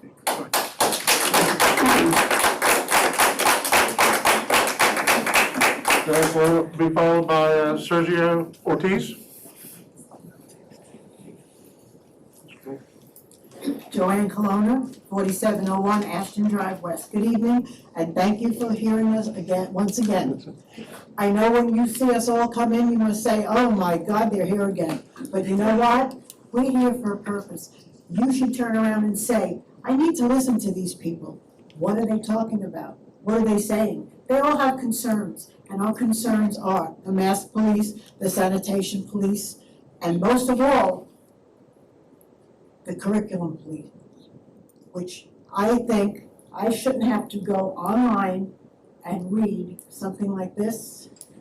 My daughter told me her English teacher at St. Cloud High School is indoctrinating the kids with the CTR, race that has nothing to do with English. They are being shown videos, racial stereotypes, and such. I don't have to go on and on because I can read you what so many parents are concerned about. If we hear concerned, aren't you all concerned? Aren't you concerned to go out, get the police out there, the way you have worried about masks, covering yourself? I'm worried about our children's minds. Our children are being brainwashed for this. Is this so? Is this what school is about? I don't think so. And I was told tonight that we cannot get any written agendas anymore because you're saving paper or something. I think we pay our taxes, but if we have to look at monitors for the agenda, I think that the monitor police should be there keeping up with the agenda, how you have it. And I thank you tonight.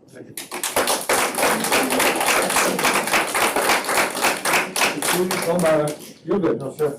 Do I have to? Yes, sir. Protocol. My boss isn't here, but she gave me a job. My name is Sergio Ortiz. I am a resident of Kissimmee, been doing that for about 30 years. Since the beginning of time, education has been a pivotal role in society. Since Moses came down from the mountain with the Bible, he told the people that they need to be taught. As a matter of fact, it was needed in order to get a bar mitzvah for all the Israelites to be educated. History has taught us that education is pivotal in all forms and throughout history. And those who do not learn history are doomed to repeat it. bring up a child in the way that he should go, and he will not depart from it when he's old. I believe that education is very important, and as society is something that we should provide for our children. But it says proper education, not CRT, not education that's gonna drive them to fear. Because, didn't Kennedy say, all we have to fear is fear itself? Having masks, and I'm sorry, I can barely understand what you're all saying when you speak through your mask. Tom, can you tell us the amount of people who were, tested? Were they fully vaccinated? You don't know? Yeah, that's No. part of the. We don't, just go ahead and ask Okay. and address this, no doubt. So in conclusion, it's very simple. I believe that education is very important, and we should strive to get our children educated. Especially on September 17th, it's the day that federal government says that you have given them funds to teach about the United States Constitution. What did you do for that education on that day? That we can understand what you did as far as educating people in regards to the most important documents in this country, the United States Constitution. Thank you.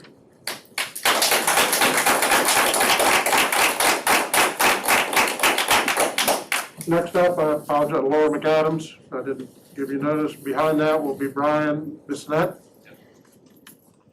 Dad, you know the drill there. Hi, I'm Laura McAdams from St. Cloud, Florida. Ladies and gentlemen of the school board, I stand before you perplexed. I have not been a very politically active person, but in the actions of seeing the school board and what's going on in our nation right now, it's actually inspired me to be such. When it came to the mask issue in the schools, we failed as a board to be decisive and clear, but the board and their politics for the sanity of just creating a plan and which changed nothing at the schools. And while we were squabbling about parental rights against everybody, to choose what's right for our own children and make healthcare decisions for ourselves, we were being distracted from the fact that we're allowing hate to be taught in our schools right now. As you already know, I have already come across the CRT curriculums. I was the one that handed you guys those folders last week, 2 weeks ago. So I'm advocating all the parents to make sure that they let us know as parents on our social media networks and such to keep us informed and let us know what's going on in the schools, because that's the only way us as parents can communicate. So I pose the school board this simple question: how dare you decide on behalf of my family that you teach our children to hate and divide this country? I would be posing this question to our District 5 representative, but as Mr. Arroyo pointed out, he has only spoken up to give his friend Dr. Pace $25,000 bonus to extend her contract, which doesn't even end in another 2 years. Mr. Melendez, Mrs. Castillo, Mr. Thacker, Mr. Bass, I have been coming to these board meetings and have seen from you zero conviction, zero interest in the parents' views, zero interest in the work involved in being a school board member. Instead of using the pandemic to make this a great school district, you have used it to push an ideology which most of the parents do not accept. Instead of acting like leaders and inspiring, you serve yourselves and act in your own interests. You should be ashamed of yourselves, but instead you sit up there wondering what time is this meeting going to be over. Well, shame on you. And for those 3 board members that have elections coming up, a little over a year, regardless what district you're in, you'll be seeing a large group of moms very concerned with the lack of leadership, helping those who will support the only true leader on the board right now. And you bet your bottom dollar that we're going to be campaigning our butts off to make sure that we fill those seats.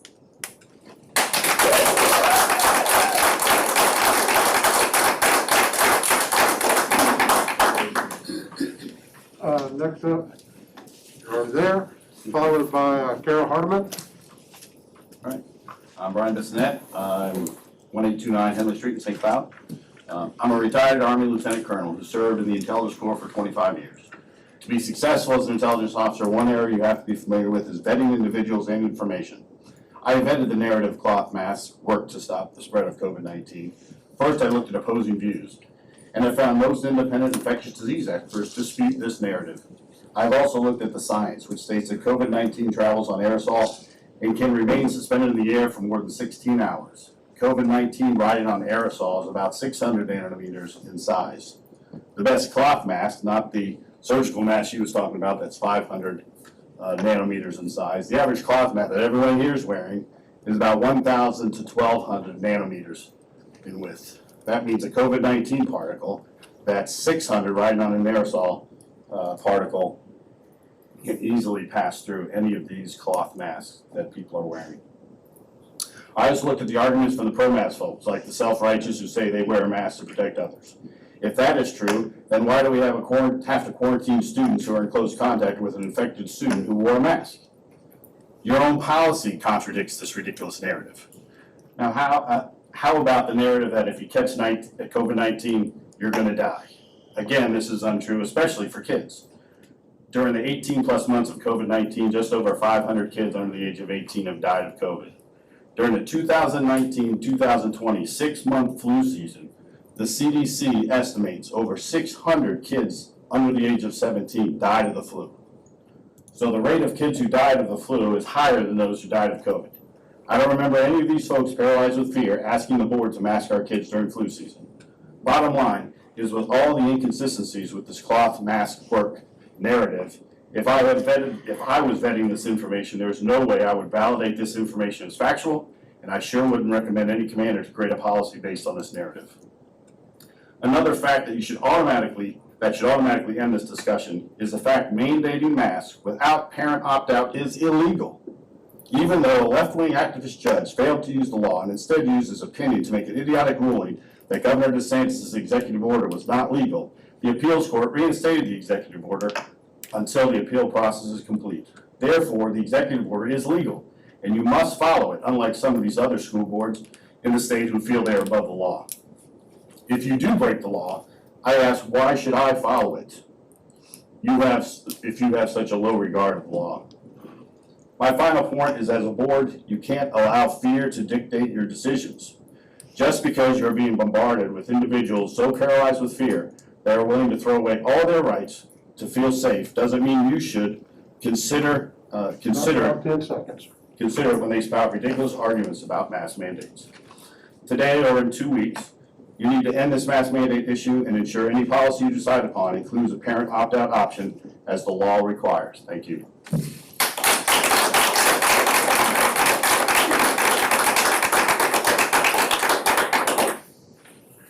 Carol Hardeman, followed by Carol Hardeman. Why do I have two here? Because I have two things going on. Okay, can you kind of combine them and do a little less than the 6 minutes? Can you? I'll think about it. Okay. We normally don't do two different items like that. I mean, you can do 2 items, but you need to kind of include them in there. Okay, I'll do the best I can. I'll give you a little couple of seconds. Okay. I don't know you, but you handle my district, Gateway. Okay? Who? No, Gateway's me. Oh, that's who I thought that was. Okay, Gateway. Gateway's me. I did leave you a message on the phone. Okay. Okay? But anyways, pertaining to, my granddaughter goes to Gateway. She's a second-year student. For the first 6 months of school since leaving Parkway, she couldn't even have any of the activities due to COVID. It was so bad. Okay, and they didn't even have shots for me back then, and I'm over 65. And I'm handicapped. I have permanent nerve damage due to an illness. Okay? So I needed that shot. I've done the pneumonia shot, I've done the flu shot, I've done all the shots, more than most, because I want to protect myself. I'm not ready to leave this earth without me finish raising she will be 16 in beginning of October, granddaughter who I've had since she was a baby. My second child. My son is my first child. He's 35. He went to Gateway. So 2 generations. I know Dr. Pace before she got elected. I knew some of the other board members. I know most of the principals of each and every school that my son and my granddaughter has been at. I was a working mom. I'm now retired and divorced, one income, okay? I participated in each and every school. What I'm sad about it with Gateway, and that was a choice because you changed the borders, okay? So she goes to Gateway, okay? She was on virtual for 6 months because COVID was so bad. Drove me crazy. That's why my hair is all white. Because teenagers, and I felt bad. The only thing that saved me is my 2 cats, stroking them and talking to them. Yes, I'm the crazy cat lady. Okay? So my point is, you have now changed that road in front of Gateway. Kids are crossing. I talked to Dr. Pace, and I thank God for Dr. Pace, and I talked to my Commissioner Jenner.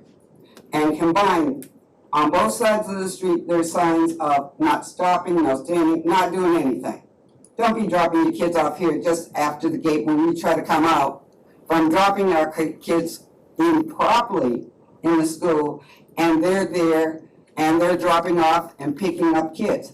Thank God, with Dr. Pace and with my Commissioner Jenner, the cops are there now.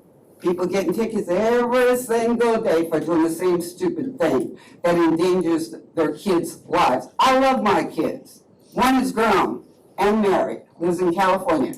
My 6-year-old, I raised her, like I said. I drop her off properly and pick her up properly. I see kids getting ready to get hit by cars. They're going from, what is that place across the street from Gateway? I can't think of it. Heritage Park. Okay, Heritage Park, crossing 2 or 3 lanes of traffic. You got cars turning. You got the island. Then you got to cross a couple more lanes. What is it going to take, you guys? For somebody to attend somebody's kid's funeral? I know they're high schoolers, but they're stupid as HELL. Because they're doing everything. Wrap it up, Ms. Parker. They're doing everything but paying attention to traffic, because I got one. You need to widen that street, you need to make it a school zone, even though they're high schoolers. Now, the other subject is masking. I wear my mask as a ritual, because I don't want any germs that you guys pass to me. I just saw something on NBC News, and they're coming out with chocolate, okay, that will help us. Anybody coughing or sneezing without a mask, your body is completely covered from somebody else. My sister had COVID. Thank God she didn't go to the hospital. And she's a nurse for 35 years. Taking a walk and lowering her mask for 10 minutes, she caught COVID. Okay? So she had after effects. She lost 16 pounds, and she's a lot bigger than me. Ms. Hardeman, I need you guys. And thank God she didn't wind up in the hospital. So we need to do the right thing as far as parents. If you don't want to wear a mask, fine, get away from me. If your kids don't want to wear a mask, get away from my granddaughter, because she's wearing a mask and using hand sanitizer, and I'm spraying her with Lysol when she gets in my car. I'm done. Next up, Angela McKinney. Angela McKinney? Yes. I'm sorry.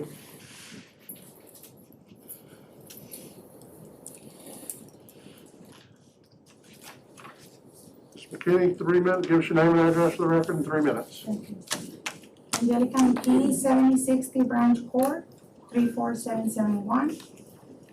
Last meeting, we were left with a new narrative that the reason why more quarantine or cases are showing in high schools could be because there are more restrictions in place in elementary and middle school than high schools. Elementary and middle schools have the opting out form, and the high school is optional with no written forms. So you got creative and decided to better monitor the situation. You needed to send nurses to the schools offering COVID tests, searching for more cases. Perhaps the same test that cannot determine whether it's COVID or the flu. No plan was discussed on how you were going to use the data, what percentage you were looking for, positive versus negative, is less than 0.5% good, what number, to proceed which way, nothing.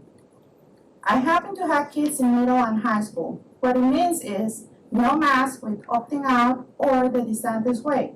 Masks are optional, no forms required. And the masks are currently worn about 50% by the students. did you take in consideration that maybe the reason why you will see more students quarantining, for example, in high schools, is because the student-teacher ratio is higher? Elementary school is one teacher, maybe 16 kids. Middle school, one teacher, perhaps 20 kids. You gotta multiply that by six. High school, the same thing, one teacher, maybe 26 to 30 kids, multiply that by 6. So what that means is, using a worst case scenario, since no parameters were set, if one teacher is sick with COVID in one high school, you can easily quarantine up to how many students, just do the math. So no, the extra restriction is not the reason, and the ones not wearing the mask are not the problem. Right now, you probably have one of the best resources in your hands. It is the list since the beginning of the school year of all the students that had to stay home or were staying home due to COVID. Principals are submitting to you this information on a weekly basis. Use it. Do not waste time and money or something that won't offer you anything different than what you already are getting. I propose for you to create a form, perhaps a screening form, just like when kids have to go to, let's say, the dentist. You can use it to determine if the protocols that you have in place are good or not. Are you sending kids home that shouldn't be at home? It can be, can give you some good statistics. Some questions that you could add in that screening form could be, did the student experience fever, shortness of breath, cough? Did the student experience any flu-like symptoms such as gastrointestinal pain, headache, fatigue, loss of taste or smell? Ms. McKinney? Did the students take Ms. any McKinney, if you can go ahead and adjunct? wrap it up, please. It just, for what reason? If you get these forms back with no symptoms, let's say 98 to 100, is keeping kids home the best solution? Research it with a pediatric doctor if you feel you need to, one who has really dealt with COVID Ms. patients, McKinney? children, and that has a really good understanding McKinney. in the difference between COVID and the flu. One who doesn't see a vaccine as the only solution, one will All not right, want Ms. to pick McKinney. out agendas. Mr. Yates? Thank you.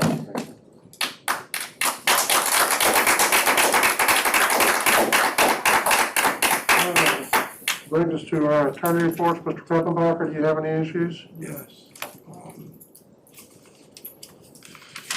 At the board asked me to look at the issue that was raised by Mr. Arguello about our screening standards, et cetera.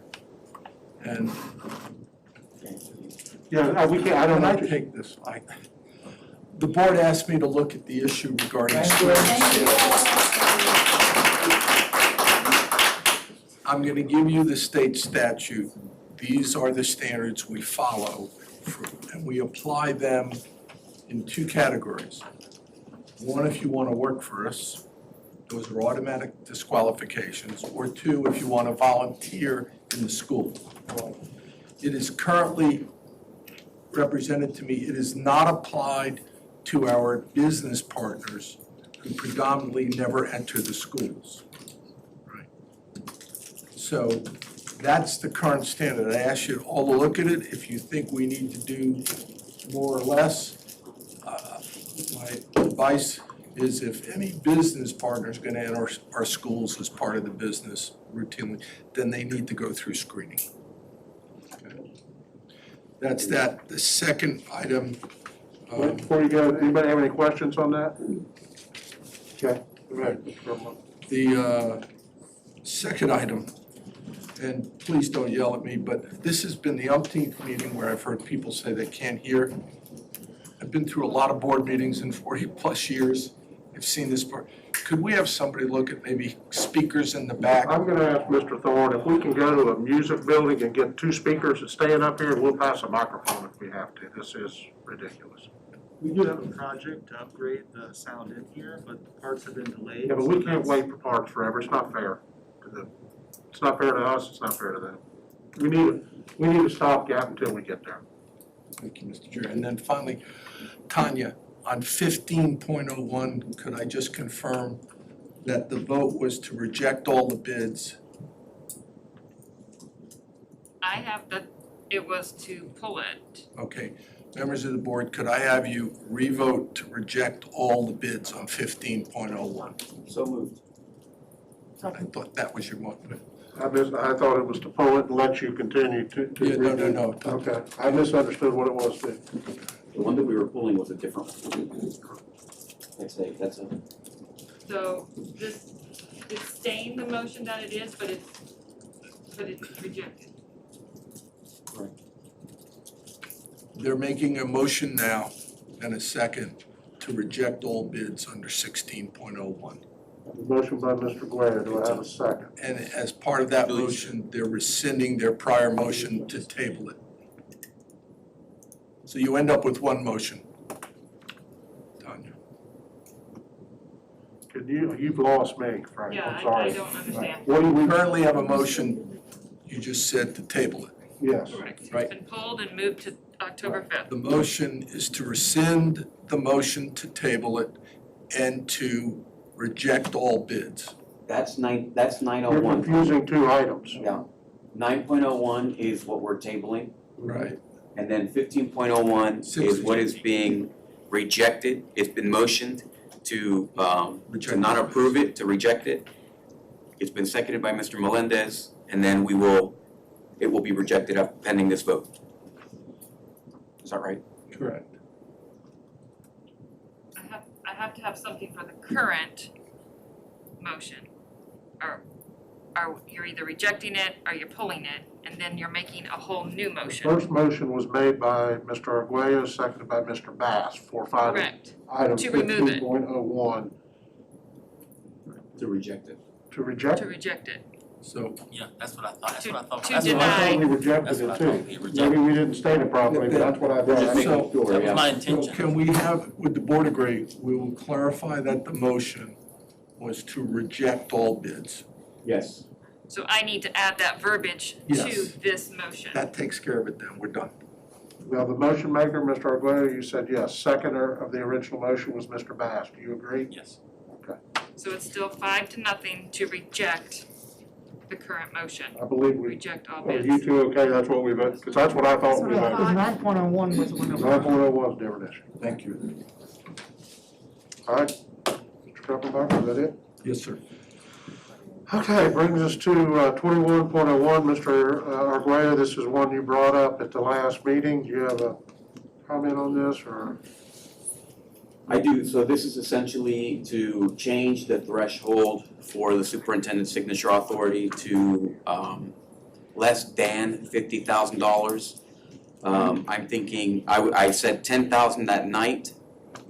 Based on conversations I've had, I would like to increase that to 20,000 and then make the threshold 20,000 before it comes to the board for a approval. I will tell you at 50,000, based on the size of the district, the amount of stuff, I'm okay with it. Yes, 50,000 in state statute. Okay, that's allowed. Ask Mr. Kuppenbach, that I do not know. No, There, I think don't there's believe other, it's that. there's other administrators in the county that's higher than 50, I'm pretty sure. But I In think the it's, county? when it reaches what's the number that it reaches that it has to go before the board? So I guess not too much. Well, it's 50,000, that's what Everything we over said. 50 has to come to this. Yeah, that's what we said. No, I meant like in state statute. State statute doesn't give the specific. No, that's what I thought you just said. No, I meant the other way around. Like, I know like there's CCNA rules and stuff like Yeah, that too. it all depends on what's being bought or dealt with. So I'll make a motion to make that threshold 20,000. Second. Motion, Black, second. I don't think we need to do anything else, unless anybody wants another motion, it stays where it stays as is. That brings us new business, Mr. Arguello, you had, I believe, 2 items. The one-to-one is number one. Yeah, so one-to-one regarding our policy. First of all, let me begin with commending Mr. Thorne and his team for this implementation. It was very quick, very large. It took place like any good governmental body at some point when something is not what it is intended, then we should adjust, right, to the benefit of the people we're serving. So I think that we do need to adjust because I think the one-to-one replace the bring your own device program, I think that we need to allow parents to bring your own devices. There have been several circumstances that were brought to my attention. One being that there's a child that has one class on campus. And for that one class, they have to sign out the technology equipment and then be responsible for it. That one class is a gym class. So another situation is that there are parents who invest in their children's equipment or tools, educational tools, and they would prefer for them to use their own. And the third being just a matter of we have no real, which Chairman, you mentioned it before, if there's no enforcement, then there's no point. And so if we're forcing people to pay for equipment which is damaged or so on, then we shouldn't be holding the parents hostage with this equipment. We should be allowing them to make that decision on their own. They should be allowed to decide. If they do not have their own equipment, then you force the issue, I understand. But there are also people that have indigent status, and that would prevent them from paying. Even if they don't, they can be prevented from, people won't pay it. So I just think that we need to not hold our parents hostage to our one-to-one plan. It needs to be a service that we're providing that is enriching their education, not a coercion or a coercive plan, so to speak.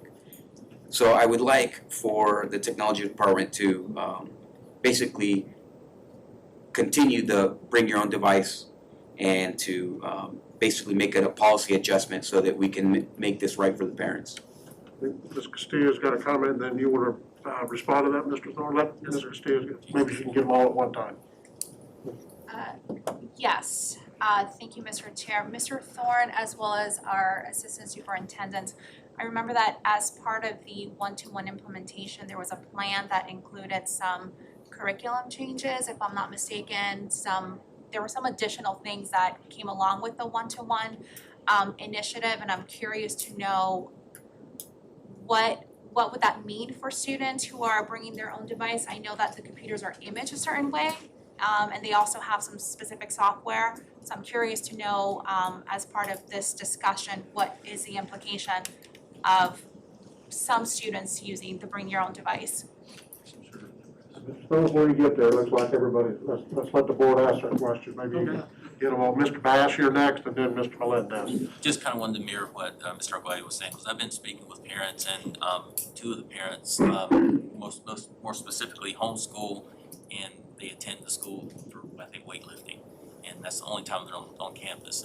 And they were very polite and cordial about it. They just said, I don't feel that we need to have this, it can go to someone else who can use it more so than us, and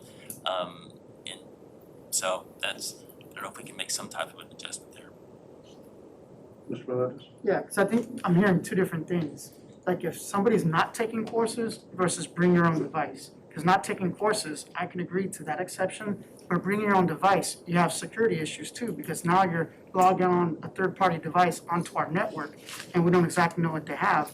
And then number two, kind of like what she had mentioned, some of it is we have specific software that we pay licenses to teach kids to certain things. So do we have the ability to even allow that third-party license to get on somebody's machine as opposed to a district device? So I just want to let you know there's legal ramifications of bring your own device to school versus what I do agree, we can carve out exceptions that if you're not even coming to school, then don't get a device and you don't have to get issued one. But if you are going to school, then I think that it has to have those technical issues resolved by having it done through the school district, because they have to have a username and password. They log in, we know when they're in, we can track them. Maybe they're not going on websites they're not supposed to go on and things like that. And so when you bring your own device, it's harder to track what they're doing on campus versus using a device that's issued by the district.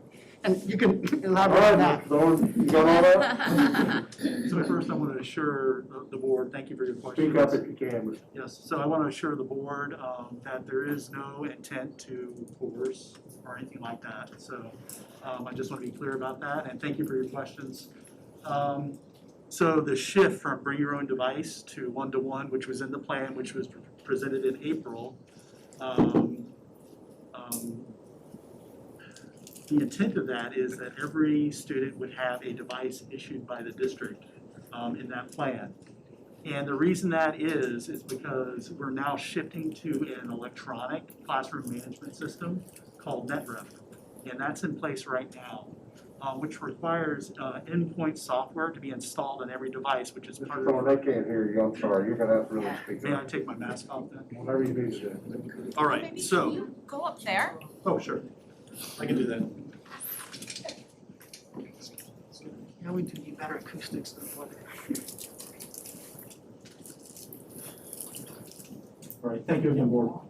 All right, so, as I was saying, the implementation of the one-to-one plan specifically requires classroom management. In each and every classroom, we are using a product called NetRep, which loads software, endpoint software on every single district device.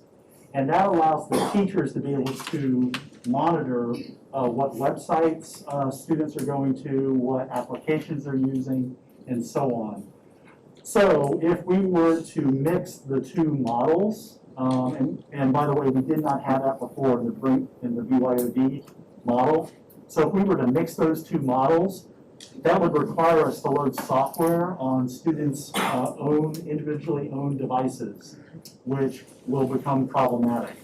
Because now we become responsible for loading that software, understanding how that device is configured and so on. So it would become a management issue at that point with those devices. So that's why we're pursuing a course where every student would need to use one of our devices. Now, Mr. Melendez, like you said, there are two separate issues here. One is for those students who are homeschooled, for example, who come in for one class. So in those cases, which I think Mr. Bass, you've alluded to, Yes, sir. those students can borrow a device, right, for that one class period, check it in, check it out, and use it for that class period if they need it. So that would not be an issue. The other issue we have are parents who just don't want to be responsible for a district device. For whatever reason that might be, maybe because of the cost, if there's damage or so on. So for this year, we are waiving those types of fees for this year in case there's any damage. So I've asked the schools and the principals specifically to act with care and kindness when it comes to that for this 1 year. We do have accidental damage warranty on our devices for this year to see how much damage we incur. And then we'll make a decision at the end of this year, beginning of next, on how we're going to expand that if we need to. So hopefully that would alleviate some fears. I understand some parents want to use their own personal devices, but if they do that, we either have to, like I said, load software on those computers, which I do not want to have to do that, and manage and maintain that, or We're gonna have to modify some technology agreements. what's that? We're gonna have to modify some of our technology Oh, agreements. yes, we would have to do that too. That is true. So they'd either have to do that, or they could check in and out a computer, or leave it in a safe location at the end of the day, one of our devices. So they can still have their own device at home and do whatever they want with that, and use our device during the day. So I don't necessarily have to force them to take it home, if they have a device, to use at home. But the whole point of the one-to-one was to allow, our students who don't have technology to be able to do homework at home, do recovery work, either before or after school, and so on. So that was the intent of it. So I respectfully say that. I think we got some more. You might want to stay there. Yes, sir. Yeah. So, Mr. Thornick, the intent is great, right? But for one, we can control access through where people connect, right? So security shouldn't be an issue regardless because you can basically control what's going in and out, right? Two, they can waive, if a parent wants to bring their own device, then they can waive any of the software that needs to get added. You don't have to do it for them. They can do it themselves and they can waive any of their issues, right? I mean, it's not an issue. Sorry? I have my own questions. I'm sorry. Oh, okay. You want to wait? You want to go? I do not.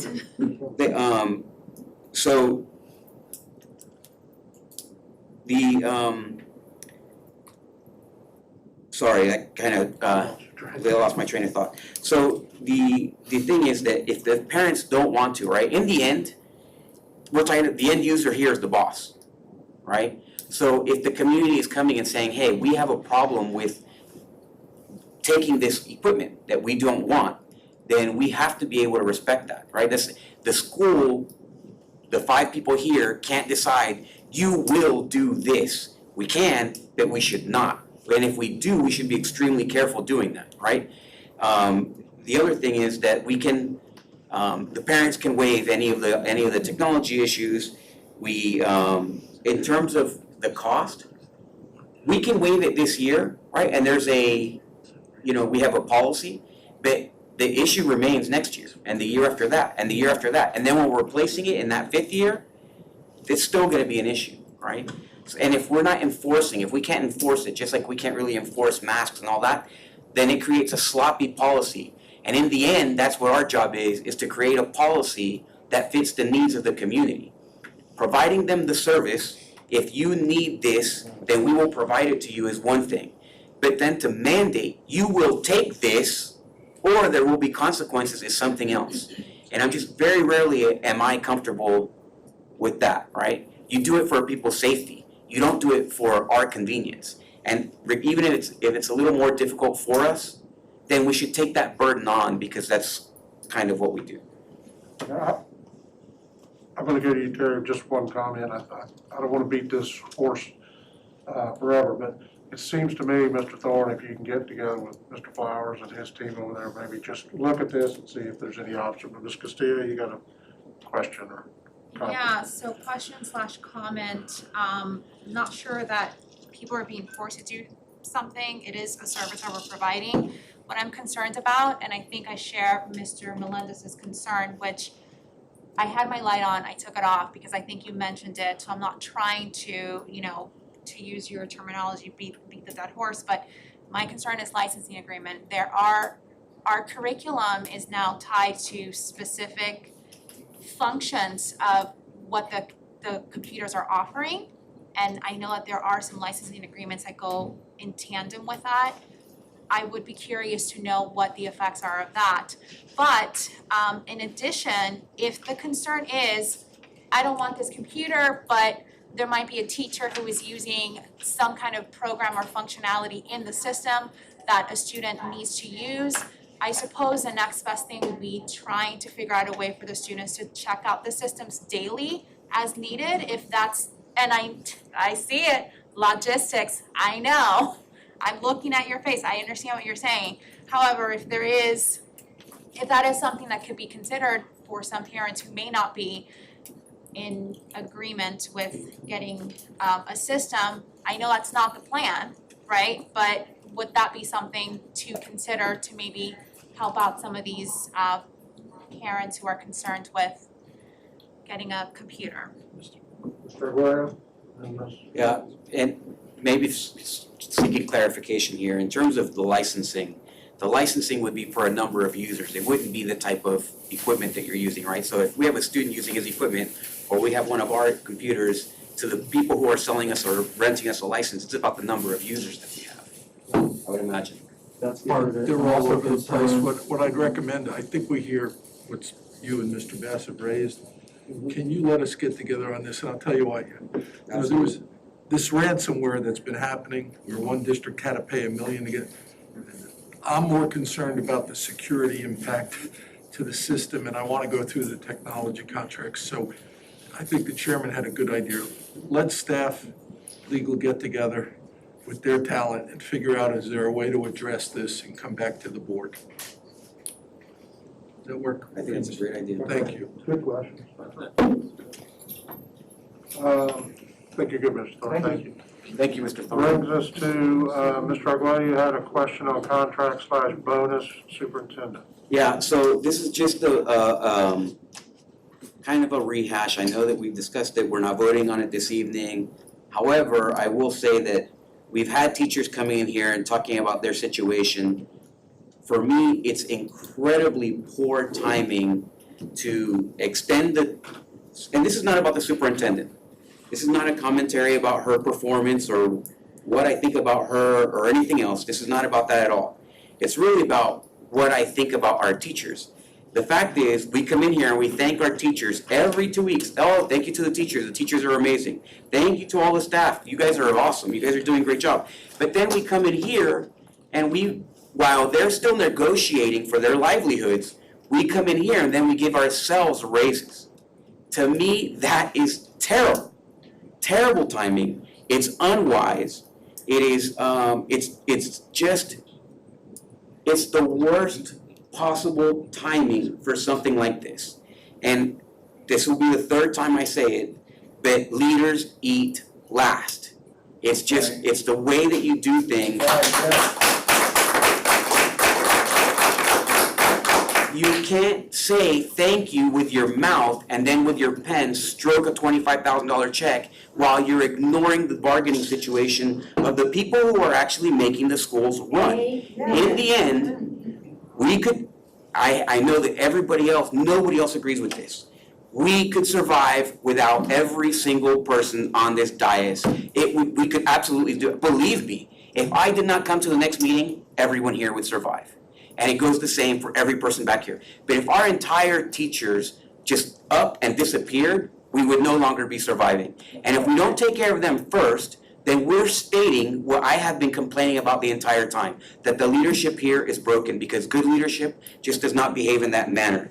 They take care of the people who work first, then they take care of themselves afterwards. So I'm hoping that someone will use their better judgment and will bring this for reconsideration to the board. I cannot do it because I was the lone vote against it. However, I'm hoping and praying that we use that as just some reflection, and that we bring that back to the board, that we finish the bargaining with the teachers, that we finish the bargaining with all of our staff, and then we come back and we take care of ourselves after that. Okay, board, pretty much ends it up. Are there any other comments? If not, we will adjourn. Yeah, one quick comment, because the lady was talking about Gateway High School, and I'm not supposed to direct anything individually. Can we have one of the SROs maybe do traffic control on the outside to at least maintain some security while they're going inside and outside of the school? Because they have two SROs at the high school. So I know the lady was talking about the dangerous situation of them getting in and out. If we have one of the SROs, direct it. There's already two different details out there. Oh, I already do? Yeah, we've actually had a conversation yesterday. All right, we'll talk about that after. There was a calendar put in front of you with the changes that Dr. Pace sent you in the email. I need to know if it's approved to be able to. I don't know that we can vote on that. It's just, I don't need a vote, I just need a, yes, you're okay with it. Okay. Yes, although you guys are on notice, November 2nd is my birthday, so if you want to bring me some cake, I'm cool with that. November 2nd, Small Business Veteran Vendor I'll bake Program. it myself. Don't worry about it. What are we? It's a calendar. It's the two red ones, right? Correct. Yeah. It's October 19th, transportation issues, and November 2nd. She just changed them from the dates we had last I time cannot to do that 22nd. new dates. Second? The 22nd. October 22nd, or November. Agenda items, news.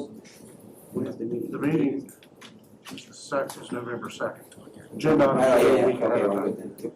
Okay, I think sounds like you're good, Tony. Are you good? Thank you. Well, we have consensus. All right, board, hearing nothing else, we will stand adjourned. Thank you all very much, and thank you for coming and sticking around with us after you spoke.